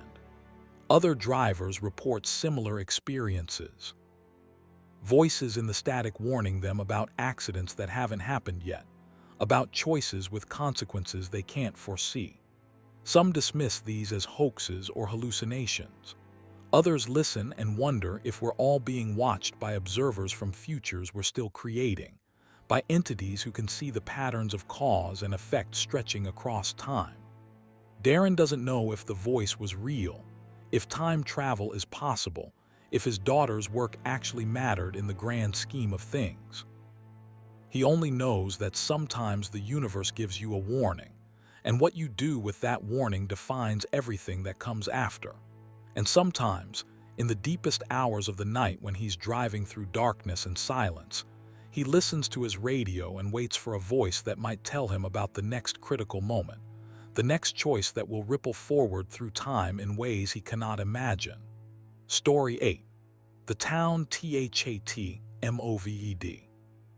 Catherine O'Brien had delivered to Silverton, Colorado, 46 times during her 8 years working mountain routes for Rocky Mountain Freight. The town sat at 9,318 feet elevation in the San Juan Mountains, accessible via the $1 Million Highway, one of the most dangerous roads in America. She knew every hairpin turn, every section where rocks tumbled onto the pavement, every view that took her breath away despite having seen it dozens of times. So when she took the correct exit and ended up in Silverton 4 hours early, in a version of the town that existed 80 years in the past, Catherine learned that some destinations are not fixed points in space, but wandering places that exist across time. It was November 2020, and Catherine was hauling winter supplies to several businesses in Silverton before the heavy snows made the highway impassable. She left Durango at 6:00 a.m. expecting to arrive around 8:30 after navigating the winding mountain road. The weather was clear, the pavement dry, conditions as good as they ever got on this treacherous route. She just passed the Purgatory Resort turnoff when she noticed something odd. The pavement changed. Not gradually, but in an instant, as if she'd driven across an invisible boundary. Behind her, the road was modern asphalt with fresh paint markings. Ahead it was older, the surface more worn, the lines faded to near invisibility. Catherine's unease grew as she continued. The guardrails changed style, becoming older, more rudimentary. The rock faces beside the road looked different, less scarred by modern excavation equipment. Snow banks appeared where there shouldn't be any. It hadn't snowed in this area for weeks according to her weather apps. Then she rounded a curve and saw Silverton ahead, but it was wrong. The town looked smaller, the buildings fewer. The ski resort infrastructure that should have been visible on the surrounding peaks was absent. And the vehicles parked on the street, Catherine's hands tightened on the wheel. They were vintage cars and trucks from the 1940s. She pulled to a stop on the outskirts of town, staring in disbelief. This had to be some kind of historical reenactment, a themed event she hadn't heard about. But as she watched, she saw people moving through the streets in period clothing, going about their business with no cameras, no tourists, no signs this was performance. Catherine checked her phone. No signal, which wasn't unusual in the mountains. But her GPS had stopped working, the screen frozen on her last known position near Purgatory. The time display read 10:47 a.m. That was impossible. The drive from Durango to Silverton took 2.5 hours minimum. She left at 6:00 a.m. and had been driving for perhaps 45 minutes. There was no way it could be 10:47 a.m. unless she'd lost time somehow, unless something had happened during that moment when the road changed. She grabbed her logbook and checked her watch. Both showed times that aligned with her memory. She'd been driving for less than an hour, but her phone insisted more than 4 hours had passed. Catherine put the truck in gear and drove slowly into town, her mind racing. The buildings were definitely from an earlier era, but they matched the locations of modern Silverton structures she knew. That building was where the grocery store should be, but it was labeled Silverton General Mercantile. The hotel was in the right spot, but the sign read the Imperial Hotel in painted letters rather than the neon she knew. She parked in front of what should have been the warehouse where she was supposed to make her delivery. Instead, it was a mining equipment supplier, its window displaying pickaxes and lamps and tools that belonged in a museum. A man approached her truck, wearing wool trousers, suspenders, and a cap pulled low against the cold. He looked at her rig with undisguised amazement. "What in the name of heaven is that contraption?" he asked, his accent carrying the flat tones of the upper Midwest. Catherine climbed out of her cab slowly, carefully. "It's a truck, a semi-truck, 18-wheeler. Never seen nothing like it." He walked around the vehicle, examining it with the fascination of someone seeing advanced technology for the first time. "What year is this made?"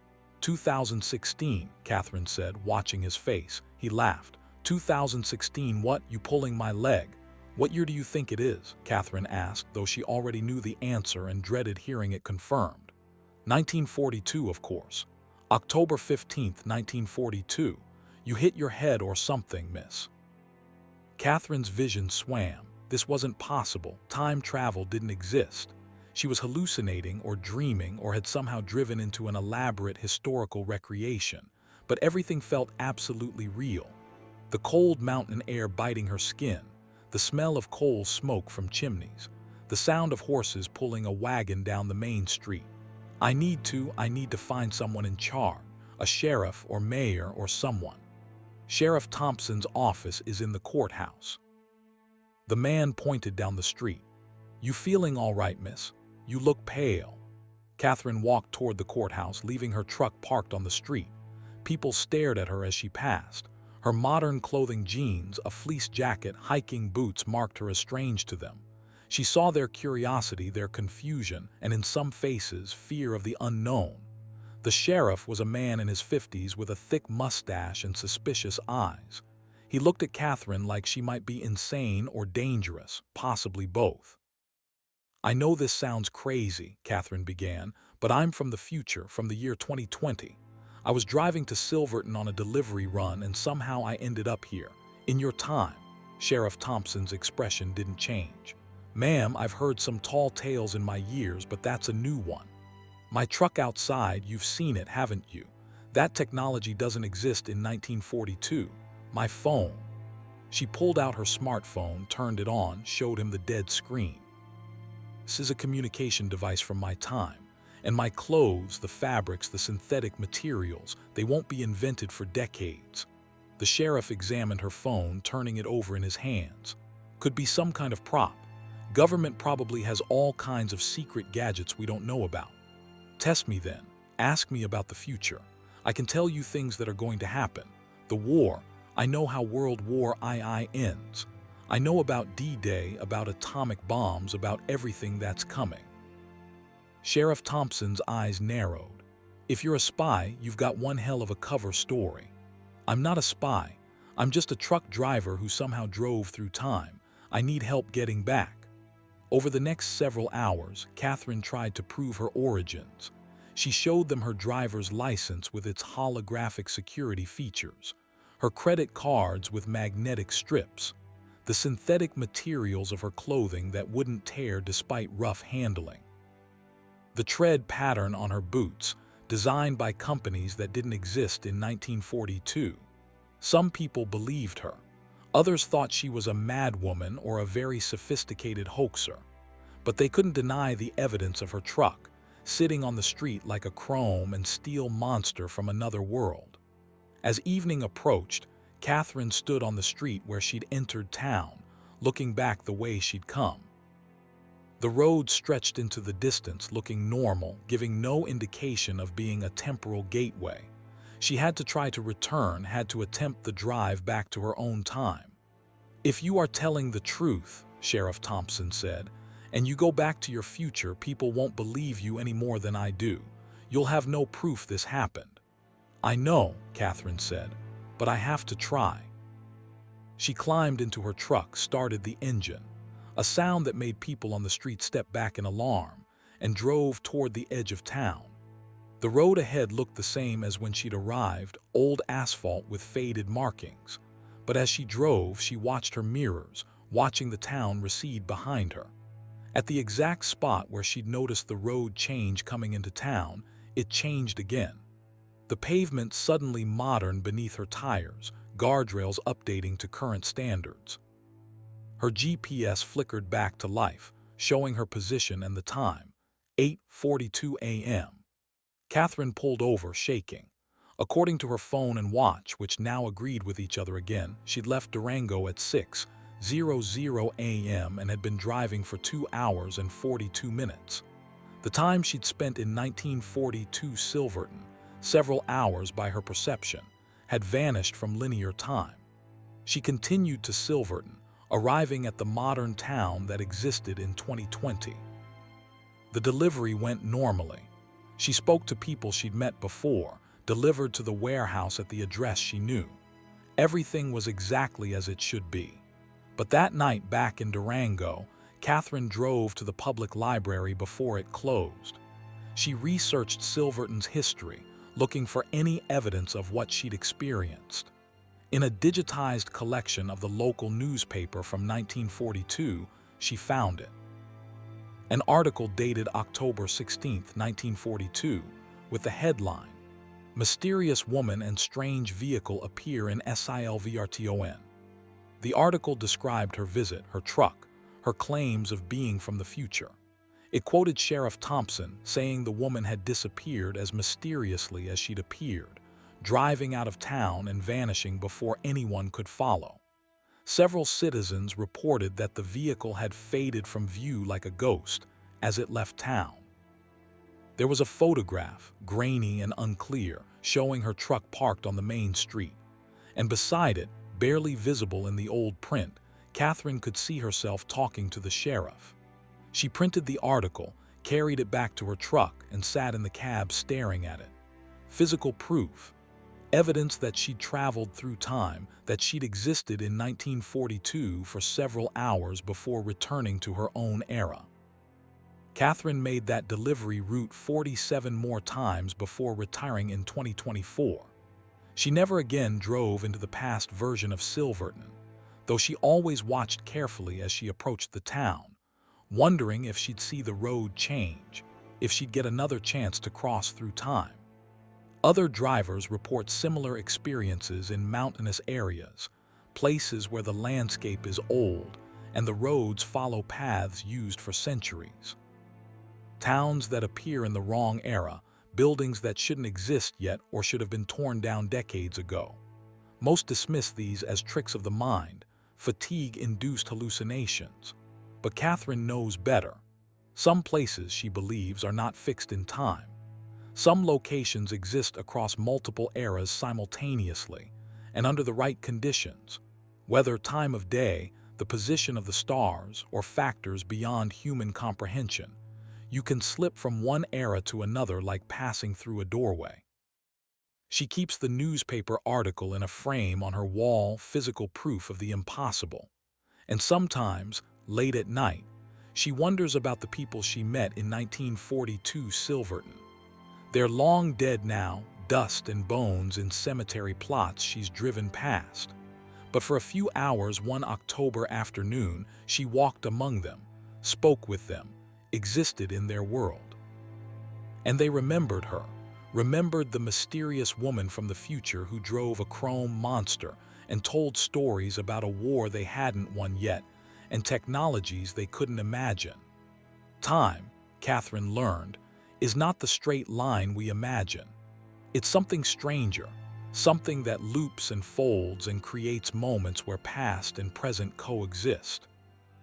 And if you're unlucky, or perhaps lucky, enough to find those moments, you'll discover that every destination is also a doorway, and every road can lead to times you were never meant to visit. Story 9. The Shadow in the Headlights. Kevin Morrison had been hauling freight between Nashville and Memphis for 21 years, always preferring night drives when the highways were emptier and the miles passed faster. He'd seen deer, dogs, even the occasional bear caught in his headlights over the years.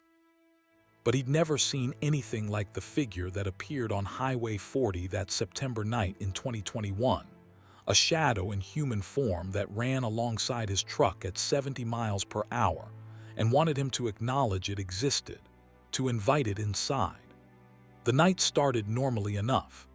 Kevin picked up a load of musical equipment from a warehouse in Nashville at 9:00 p.m. and headed west toward Memphis. The weather was clear, traffic light, the kind of perfect conditions that made his job feel almost meditative. He settled into his seat, tuned his radio to a classic rock station, and let the road carry him forward.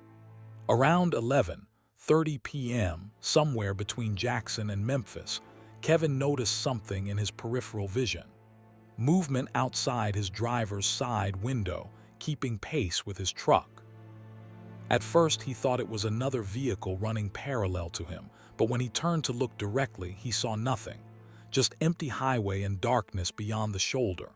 He returned his attention to the road ahead. The movement continued, a dark shape matching his speed. Kevin adjusted his side mirror, angling it to capture whatever was out there. In the mirror's reflection, he saw it clearly. A figure, human-shaped but wrong, running alongside his truck. It had no features he could distinguish. No face, no clothes, just a humanoid shadow darker than the night around it. And it was running at 70 miles per hour without visible effort, its form flowing more than moving in the way people ran. Kevin's hands tightened on the wheel. He pressed the accelerator, increasing his speed to 75. The shadow accelerated with him, maintaining its position perfectly. He slowed to 65. The shadow matched him again, never falling behind, never pulling ahead. "What the hell?" Kevin muttered, reaching for his CB radio. "Breaker 19, this is Nashville Sound. Anyone out there seeing anything weird on Highway 40? Static answered him, thick and somehow malevolent. Then, cutting through the noise, a voice that sounded like gravel dragged across metal. "I just want to talk to you, Kevin. Let me in. Acknowledge me. Say my name." Kevin's blood turned to ice. "I don't know your name. I don't know what you are." "You do. Somewhere deep in your primitive hindbrain, you know exactly what I am. Humans have always known about my kind. You've told stories about us since you learned to speak. We are the things that follow, the presences in the dark, the shadows that move when no one is looking." Kevin checked his mirror again. The shadow was closer now, its form more defined. He could see suggestions of limbs, a head, a torso, all composed of darkness more absolute than mere absence of light. It was as if someone had cut a human shape out of reality itself, leaving a hole through which nothing could be seen. "What do you want from me?" "Recognition, permission, invitation. I cannot cross the threshold without your consent. You must say my name. You must ask me to join you." "I don't know your name." "Yes, you do. Think, Kevin. What do children call the thing under the bed? What do people see from the corner of their eyes that vanishes when they turn to look?" What follows lone travelers on dark roads? Say it. Kevin's mind raced through possibilities. The thing, the shadow, the follower. None of those felt right. The entity wanted a specific name, a word that would give it power, grant it permission to what? Enter his truck, possess him. He didn't know and didn't want to find out. I'm not saying anything. Get away from me. The shadow began to change.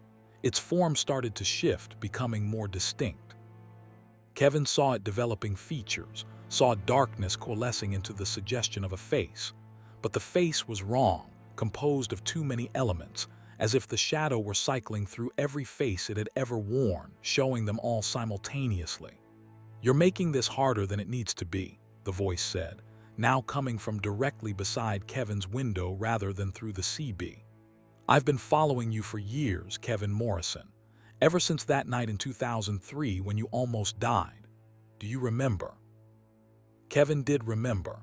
A near miss on I-24 during an ice storm, his truck sliding toward the guardrail, certain death waiting in the ravine below. But he'd regained control at the last second, a correction that defied probability, as if invisible hands had guided his wheel. "That was you. You saved me. I prevented your death. There's a difference. I needed you to survive. I needed you to accumulate more years, more experiences, more life force. You've been aging like fine wine, Kevin, and now you're ready. Now you're ripe." The shadow was touching his truck now. Kevin could see darkness spreading across his door like an oil slick, could feel the temperature in his cab dropping despite his heater running at full blast. Ice crystals began to form on the inside of his windows. Ready for what? To be consumed. To have everything you are absorbed into everything I am. That's what we do, Kevin. We follow, we wait, we feed. And we've been watching you for 18 years, waiting for you to reach this moment, this place, this perfect intersection of time and location and vulnerability. Kevin stomped on the accelerator. His truck surged forward, the engine roaring. But the shadow kept pace effortlessly, its form now pressed against his window like a swimmer looking through glass from underwater. He could see its mouth moving, see suggestions of teeth too sharp and too numerous, see eyes that reflected his headlights back at him like an animal S. "You can't outrun me. I'm not bound by physics the way you are. Speed is meaningless. Distance is irrelevant. There's only one way to escape me, Kevin. You must give me what I want. Say my name, invite me in, and I'll consume you quickly. Fighting just prolongs your terror."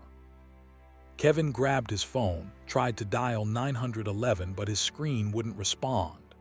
The device was working, displaying the time and battery level, but the touchscreen had frozen. Outside, he saw signs for an upcoming exit. A truck stop, maybe safety in numbers, in lights, in the presence of other people. He veered toward the exit ramp, taking it faster than he should, his trailer swaying dangerously. The shadow followed, now spreading across his entire driver's side, blocking his view through that window and mirror. Kevin could see only darkness there, could hear scratching sounds as if fingernails were dragging across metal. The truck stop appeared ahead, its parking lot illuminated by bright sodium lights. Kevin aimed for the most populated area, pulling into a space between two other trucks. He grabbed his flashlight and burst out of the cab, expecting to see the shadow waiting for him. Nothing. The darkness beside his truck was normal, unremarkable. His door showed no evidence of the spreading shadow he'd seen consuming it. Other drivers moved through the parking lot, going about their business, seeing nothing wrong. Kevin walked to the truck stop's restaurant, his legs shaking. He ordered coffee he didn't want and sat at a booth where he could watch his truck through the window. Everything looked normal. Under the bright lights, surrounded by people, the terror he'd experienced seemed distant, almost dreamlike. An older driver, a man in his 70s with a beard that reached his chest, sat down across from Kevin without asking permission. "You saw it," the old man said. "Not a question, a statement. I don't know what you're talking about. The shadow that follows, the darkness that runs, I've seen it too. A lot of us have, most don't survive the encounter." Kevin studied the man's face, looking for signs of mental illness or manipulation. "What is it?" Different cultures have different names. Some call them shadow people. Others say they're demons, ghosts, interdimensional parasites. Doesn't matter what you call them. What matters is that they're real, they hunt, and they feed on life force. Once they've marked you, they follow for years, sometimes decades, waiting for the right moment to strike. How do I stop it? You don't, not permanently. You can only refuse it. Never say its name, never invite it in, never acknowledge it as real. The more you engage, the stronger it becomes. It feeds on fear and attention. Your terror makes it more solid, more capable of affecting the physical world. It said it's been following me since 2003. The old man nodded. Sounds about right. They like to marinate their prey, let the fear build over the years. Most people don't consciously notice them following, but their subconscious knows. It manifests as anxiety, insomnia, the feeling of being watched. You probably thought it was just stress from the job. Kevin realized the man was right. For years, he'd had trouble sleeping, had felt uneasy during night drives, had experienced moments of inexplicable dread. He'd attributed it to ordinary anxiety, to the pressures of long-haul driving. But it had been the shadow following him through years and miles, growing fat on his unconscious fear. What do I do now? Stay in light, stay around people. The shadows are weaker when we're not alone. Eventually, it'll move on to easier prey. But you'll always be vulnerable to it, always be on its list. The price you pay for surviving when you should have died. Kevin stayed in the truck stop for 3 hours, drinking coffee and watching his truck. Other drivers came and went. The old man left without saying goodbye, simply standing and walking into the night as if he'd never been there. When Kevin finally returned to his truck, dawn was breaking. The first rays of sun painted the eastern sky in shades of pink and gold. He inspected every inch of his vehicle, finding no evidence of the shadow's presence. He completed his delivery to Memphis, driving the entire way in daylight, arriving late but safe. And from that night forward, Kevin changed his schedule. No more night driving. He took only daylight runs, planned his routes to ensure he'd never be on the road after sunset. His employer questioned the change, but Kevin insisted, taking a pay cut to maintain his new schedule. He never saw the shadow again. But sometimes, in the moment between waking and sleeping, in that liminal space where consciousness blurs, he'd feel it. The presence in the dark, the thing that followed, waiting patiently for him to let his guard down, to drive through midnight, to acknowledge its existence. Other drivers whisper about similar experiences, shadows that keep pace with their trucks, voices that speak from the CB radio asking to be named and invited. Most won't talk about it publicly, fearing they'll be thought insane. But in the quiet corners of truck stops, over coffee at 3 a.m., they share their stories. They warn each other about the things that follow, about the darkness that hunts, about the importance of staying in the light. Kevin Morrison retired from trucking in 2024, taking a day job dispatching from an office that's always brightly lit. He doesn't drive at night anymore, not even to the grocery store. Because he knows it's still out there, somewhere in the darkness, following the next victim, waiting for the next person to say its name and grant it entry into a world where shadows shouldn't be able to run at 70 miles per hour or speak with voices like grinding metal. And on the rare occasions when he must be out after dark, Kevin keeps his eyes straight ahead. He doesn't look at shadows. He doesn't check his peripherals, because he knows that if he looks, he might see it again.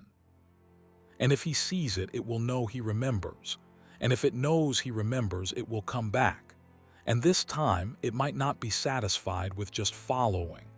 This time, it might demand payment for the life it saved 18 years ago, the debt that Kevin has been running from ever since. Story 10. The loading dock at the end of the world. Patricia Reeves had made deliveries to some strange places during her 13 years as a long-haul driver. Abandoned military installations, remote research stations, facilities so classified she had to surrender her phone at the gate. But nothing prepared her for the GPS coordinates she received in March 2023, a delivery address that led her to a loading dock that shouldn't exist, in a place that existed outside normal geography, where men in hazmat suits unloaded cargo bound for destinations her mind couldn't comprehend. The shipping order came through her company's standard digital system, nothing unusual about the format or the paperwork. But the details were strange. The pickup location was normal enough, a warehouse in Omaha specializing in scientific equipment, but the delivery coordinates weren't an address.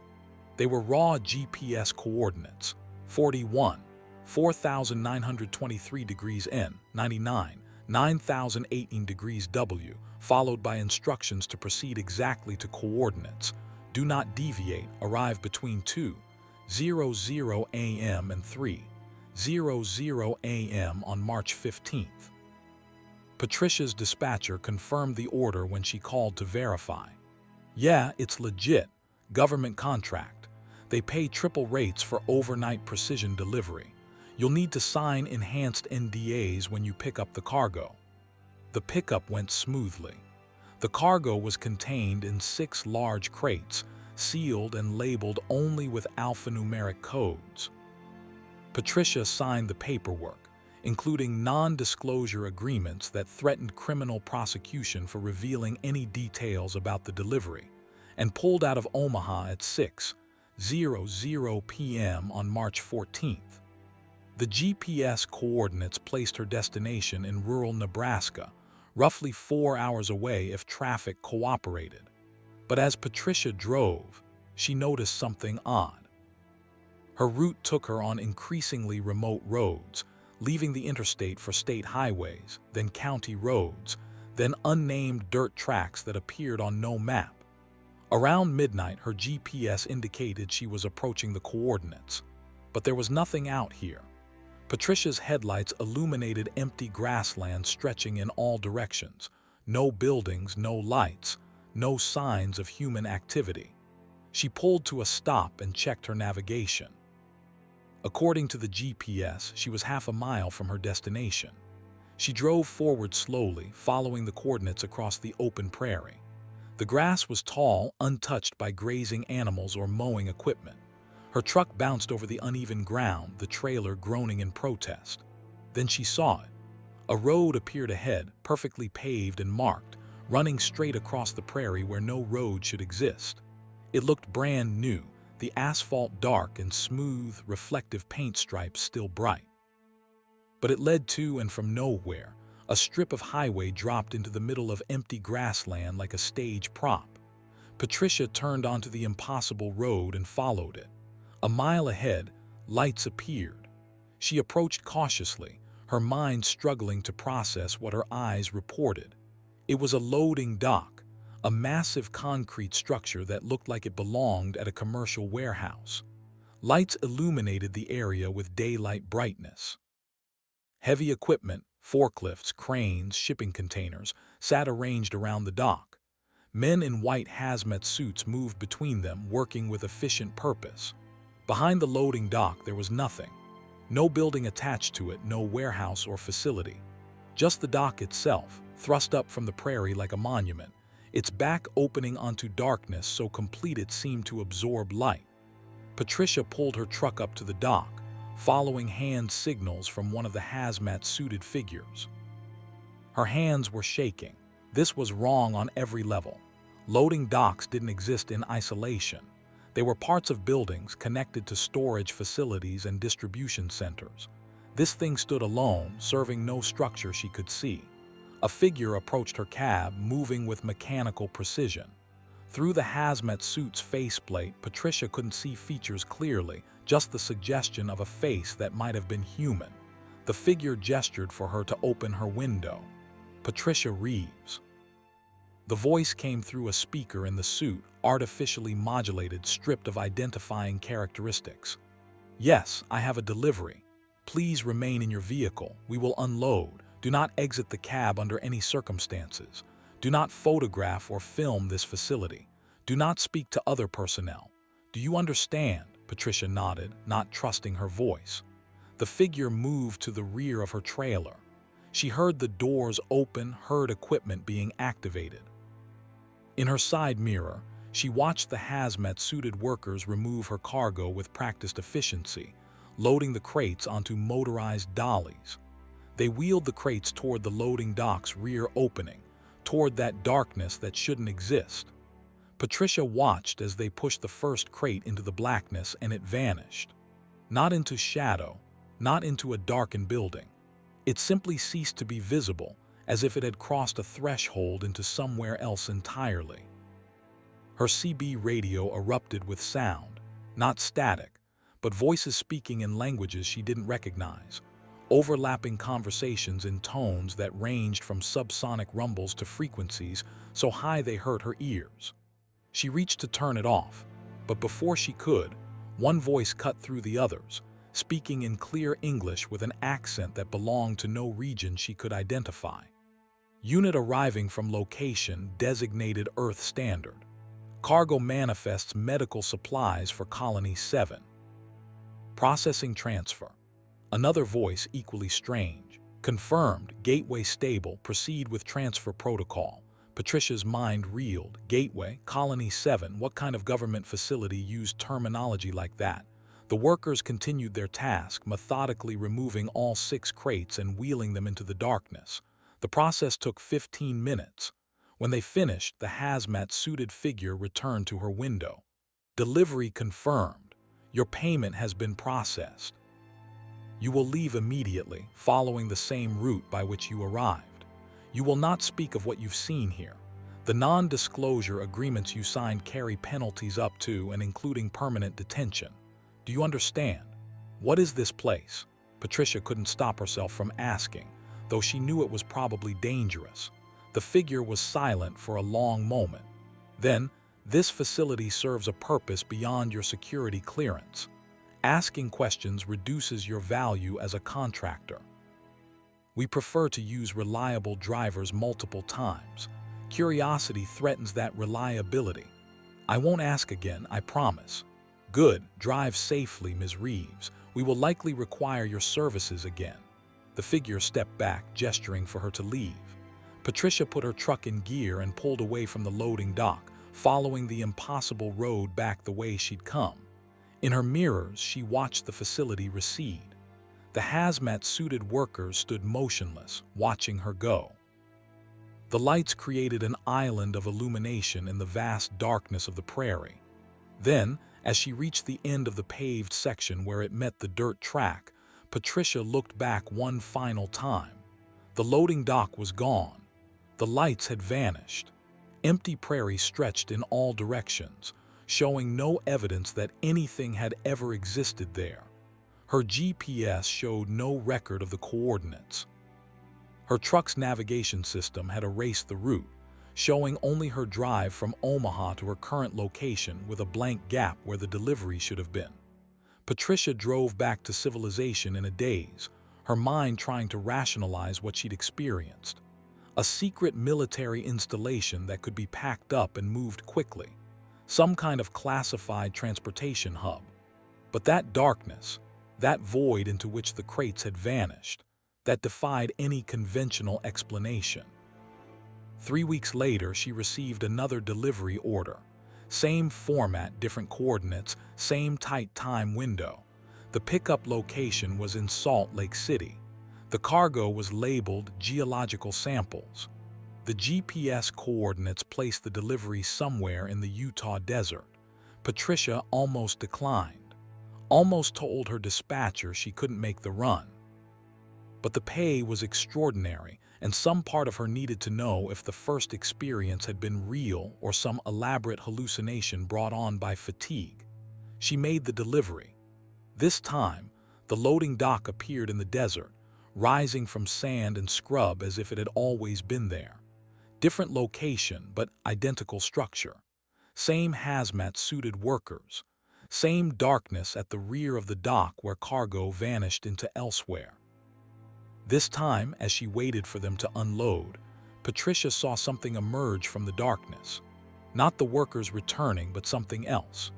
A vehicle, if it could be called that, hovering 3 feet off the ground with no visible means of propulsion, its surface composed of a material that looked like chrome and oil mixed together, constantly shifting. The hazmat workers didn't react to it, simply moved aside as it floated past, carrying cargo in containers that pulsed with bioluminescent light. The vehicle disappeared into the desert darkness, moving silently, leaving no trace. And Patricia understood with cold certainty that the loading dock wasn't just a delivery point. It was a hub, a transfer station where cargo moved between worlds, between realities, between Earth and places that existed beyond human geography.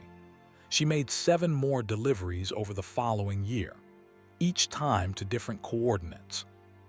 Each time finding the same loading dock in impossible locations, in the middle of a frozen lake, on top of a mesa, in a forest clearing where no road should reach. She transported medical supplies, scientific equipment, containers labeled with symbols that hurt her eyes to look at directly. The hazmat workers never spoke beyond giving her basic instructions, but Patricia learned things by observation. She saw patterns in how they moved, noticed that some walked with gaits that didn't match human biomechanics. She glimpsed faces through the faceplates that seemed wrong, features arranged in almost human configurations that created an uncanny valley effect. Once, she arrived at the coordinates to find the loading dock already busy with activity. Cargo was being loaded into trucks driven by drivers who looked normal, human, frightened. Patricia recognized the expression. They were seeing things they didn't understand, delivering goods to a place that shouldn't exist, wondering if they'd imagined it all. She never spoke to those other drivers. They completed their business and left, and Patricia knew they were asking themselves the same question she'd asked. What was this place? Who were these workers? Where was the cargo actually going? In October 2024, Patricia received coordinates for what would be her final delivery. The location was in Nevada, not far from the Area 51 perimeter. She arrived at 2:37 a.m. to find the loading dock as always, but this time something was different. The darkness at its rear was fluctuating, rippling like water, occasionally showing glimpses of what lay beyond. Patricia saw impossible things in those glimpses. Cities that defied geometry, their buildings rising and falling in dimensions her eyes couldn't track. Skies in colors that didn't exist in Earth's spectrum. Creatures that might have been vehicles or might have been alive, impossible to distinguish. A hazmat worker approached her cab with unusual urgency. "You need to leave. Now, the gateway is destabilizing. If it collapses while you're present, you could be caught in the resonance cascade. What happens then? You would cease to exist in any timeline. No past, no future, no present. Total erasure from causality. Drive. Now." Patricia didn't need to be told twice. She drove away as fast as the terrain allowed, her truck bouncing dangerously over the rough ground. Behind her, she heard a sound like reality tearing, a deep bass note that made her bones vibrate and her vision blur. When she looked back, the loading dock was gone, but so was a section of the desert. A perfect sphere of nothing hung in the air where the facility had been, a void that pulled light into itself like a black hole. Then it collapsed with a sound like thunder, and everything was normal again. Patricia never received another delivery order for the loading dock. Her company claimed they had no record of the previous deliveries, despite the payment deposits in her account. The enhanced NDAs she'd signed weren't in her personnel file. It was as if those runs had never officially happened. But Patricia knows they did. She has the money. She has the memories. And sometimes, late at night when she's driving through empty places, she sees lights in the distance that might be the loading dock, appearing in another impossible location, continuing its work of moving cargo between Earth and elsewhere. She wonders where those medical supplies went, which colony received them, who or what was saved by the equipment she transported. She wonders how many other drivers are out there, making deliveries to facilities that exist outside normal geography, serving logistics networks that connect our world to others. And she wonders if she'll ever be called again, if the hazmat workers will need her services for one more run, one more delivery to the loading dock at the end of the world. Part of her hopes they won't. But another part, the part that needs to understand, hopes they will. Because there are truths out there beyond the ordinary world, and someone has to move cargo through the impossible places, connecting realities that were never meant to touch.